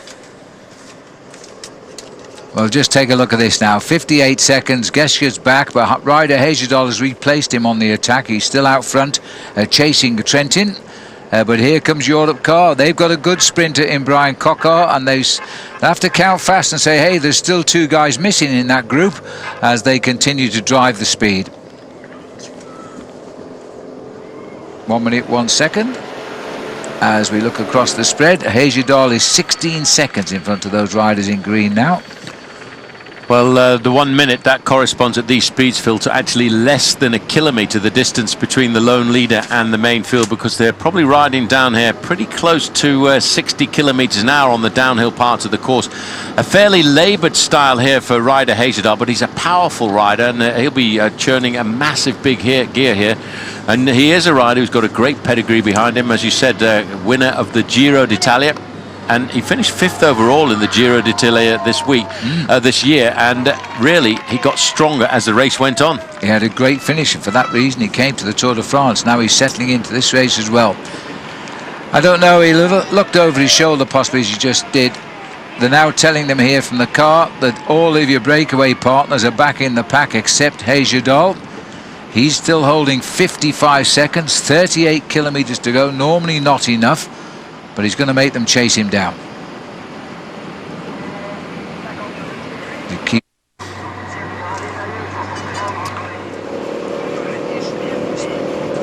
So, well, it's going to be difficult, though, because as they now begin to exit the small town of Flaviac on that river Ouvèze, they have a 3/4 of a minute advantage over the main field, which contains 4 very good sprinters. Sagan, Greipel, Christophe, all the big men, all the big sprinters looking for the stage victory are right here in this group. Well, they've come together, Paul. 36.8 kilometres to race. Sagan gone to the back of the peloton for the moment. Now 2 versus the rest. Well, still, it's going to be a tough call there, you know, and the only way they would survive is if in the main field behind they stop the organisation. But there's so many big teams coming forward now, Phil. No, it's not raining. I think that's just a little bit of water off the shoulders of Matteo Trentin. And just having a look here, Sagan has had a mechanical problem. Well, Yes, hello. Give me New a bike. bikes or whatever's happened. His bike's broken. Well, that happened just as he was caught. That's amazing. Is that a souvenir for the cameraman? Maybe. Here we go. Well, that didn't seem like too much panic. I think there was a planned move. Sagan back, use the convoy of cars to pick himself up, looks over his shoulder to see what's happening. The change of the bicycle happened extremely quickly there. He keeps looking back to make sure he's got plenty of assistance. He's like a seasoned professional, Peter Sagan, although he's only 24 years of age. He really is a remarkable character, and he rides with the experience of a man who seems to have been pro for years and years. He turned professional back in 2009, and he's still, well, in fact, he's actually 25 years of age. He turned 25 on the 26th of January, which is why he still qualifies for the Best Young Rider competition. He's lost a lot of time in that, but now what he's thinking about is trying to win this green jersey points competition for the 4th year in a row. Just trying to figure out if that bike change was a bike change that was pre-planned. He keeps looking over his shoulder. He's waiting for the mechanic, waiting for his own team car to come up alongside him. The two leaders now, Ryder Heyerdahl and Matteo Trentin, well, they have got a 30 seconds advantage over the chasers as they now go through the small little town of Saint-Julien-en-Saint-Alban. Saint-Alban is a name that's attached to many of the little villages around here, in fact, going back to the wars of religion, reducing a lot of the regions of Saint-Alban to ruins. But there are a lot of caves. Now the teams have all stopped here. You got now waiting for him, Tossato and Valgren. They've been given the nod to sit back and actually wait for Peter Sagan to pace him back into the main field. Now I think Sagan might have changed to a bike, a slightly different bike for the final part of this race. Made in the Ardèche. Well, this is certainly right in the heart of the Ardèche region, and I just keep wondering, Phil, whether that was a planned bicycle change there by Peter Sagan. It was, apparently, Paul. While I've been away, I've been checking, and it was a planned bike change, and apparently the Tinkoff team have been doing it on a daily basis when they've worked out what terrain lies ahead. Well, that's the way I think the sport is going to evolve. Very much like Formula One, you decide which tyres you need for what conditions. And Peter Sagan here, now that the fact is that he's not in a breakaway situation, he realises that this race is going to come down to a bunch sprint, so he probably wants a slightly more rigid machine for the final few kilometres. Not a surprise, though, to see this organisation. I don't think those two riders have got very much of a chance to survive, because look at this. You've got Lotto Soudal doing the pacemaking with Europcar, and, of course, right in there as well, Team Katusha. Yes, and the Switzerland in the Furka Glacier on the slopes of the St. Gothard Pass, which is very often nicknamed as the water tower of Europe. There is the Rhone, and just about to cross over. This is the small town now of Pouzin. They actually just went by a beautiful Roman bridge with a single arch just over to the right-hand side. And now they take the left-hand turn. They're going to ride right the way across along the valley of the River Rhone for quite some time now, 30 kilometers or so before they pop over to finish in Valence. 15 seconds is the advantage. Matteo Trentin, they both looked over the shoulders now. They've been professional long enough to know that the writing is pretty much on the wall. And these two riders, Phil, seasoned professionals as they are, they know, well, it's not going to work today. Well, they made that left turn, Paul. When we drove the course yesterday, we went straight on. It's a shorter way to the finish line. These boys are going to run right down the side of this beautiful Rhone River now. They're chatting to each other. Good try, ain't going to work. Let's just save a little bit for the final 29 kilometres, because there's the peloton bringing them back. Yeah, the organisers obviously knew that this was the likely outcome. Goodbye, well done, thank you very much. And I'd have to say that was a pretty long breakaway for this group of 9 riders, but they were never given too much freedom over the main field, and that was really because of Team Katusha. So that puts a lot of pressure, Phil, onto the shoulders of Alexander Kristoff. Well, entering the Rhone Valley, by the way, this is 812 kilometres long, the valley, and another magnificent piece of topography of France. There's the peloton reshuffling, and it's quite clear that Europcar have a little bit of confidence in their sprinter today, especially now the mountains are back of him, and that's Brian Cockart. The red jerseys are Lotto. They're looking for Andre Greipel to show his... And so far, Andre, for me, has been the fastest finisher in this race. He leaves it late and he runs quick in the last 100 metres. Well, as Greg Henderson, who I'm sure is watching the Tour de France from home, having had to retire with a broken rib, said Andre Greipel is in the form of his life. The only downside I can think to Andre Greipel's finish today is the fact that he's got 3 stitches and an injury that he got yesterday in the early part of the stage. But, you know, we've seen Andre Greipel bounce back from tougher things than that. Riders starting to dream about the possibility that they can create the surprise and outwit the sprinters. But always you see the teams of the overall contenders moving around the outside to protect the position of their leaders. So a sprint finish, Paul, around about 300 metres out. They come through on the inside of it. If you're not in amongst the front runners at that point, I don't think you'll get into it. Well, that's the most important thing, but there are a number of roundabouts as well inside of the last 5 kilometres. You've got to be very careful and position yourself. And if you tend to lose your position inside of the last 5 or 6 kilometres, it's very difficult to replace yourself into the final sweeping bend. But I think it's a great finish for the sprinters this afternoon. It's nice and wide. Andre Greipel will be wondering if he can notch up win number 3, and I think the big advantage that Andre Greipel has got, Phil, is he's got a good lead-out train who have absolute confidence in him. Well, we've gone back down the road over 12 minutes now. This is Jean-Christophe Perrault, bandaged up after that terrible crash he has, but he's determined to go on. And indications are he won't have a problem with the group being eliminated now at 12 minutes back and only 16 kilometres out. And Mark Cavendish here, well, he's just going to be feeling pretty upset about the fact he slipped off on the first climb of the day and they never came back. Because, and for the riders up front, they're licking their lips now because the best sprinter isn't going to be involved in the sprint finish. Well, I think he gambled on the fact that the main field would take it easy once a breakaway had formed. I think he looked at the way the race was going to evolve, and unfortunately for him, I think he believed he could get dropped and catch back up into the race. That certainly is not the way the race unfolded because of the rather high speed we had over the first 2 hours of racing, close to 28, 29 miles an hour. Well, BMC have had a great Tour de France so far. They've won 3 stages and they've got TJ Van Garderen sitting high in the overall. So they're feeling confident that they have the winner today.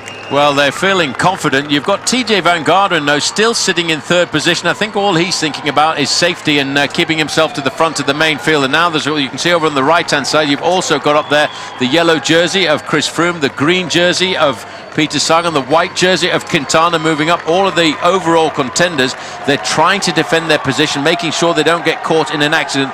They've got about 0.8 of a kilometre to go to get to the 3 kilometre point, where if they have any mechanicals or any accidents, they'll be safely home and given the same time as everybody else. But it's still Team BMC. I keep looking back there. There is Greg van Avermaet from BMC. His head's bobbing around there, keeping a close eye on everybody else. But now's the moment when you've got to hold your position as we start to line up. This is Daniel Oss on the front. As they continue to go a little bit of a gap here. Now that looks very, look, I might be Stieber who's made a move here. He's done it before. As he's made a little shoot away from the bunch. He's got 3.3 kilometres. And looking at the peloton, he's caught them off guard again. As we continue, they've taken out that roundabout. That's a nice move, a nice smooth crossing there. 3.2. Once we go through 3, all the riders will get the same time. That's good news for the leaders of the Tour. Well, now all of a sudden Lotto Soudal have said, oh, we made a little bit of a tactical error here at 3 kilometres to go. We need to really wind this up. Zdeněk Stybar, a phenomenal rider when it comes to cyclocross. He's already had himself a stage victory in the Tour de France, and you might just have noticed the speed there, Phil. 55 kilometres an hour is what he's charging along at. But there's not very many men can do this kind of an effort over the last 3 kilometres of a race. He's got to keep the pressure on here for around about 3.5 minutes. He won in Le Havre up a steep hill when the leaders of the Tour all fell around him. He popped out the winner, and of course it led to the final abandonment of the 2nd yellow jersey of the Tour de France, his teammate Tony Martin. He's anybody can hold these people up. It is him. If they allow just a moment's relaxation and don't take up the chase, he'll be gone. Well, that's what he counts on when he makes a move like that. He counts on a little bit of disorganisation. I noticed Peter Sagan was right up onto the back wheel there of John Degenkolb.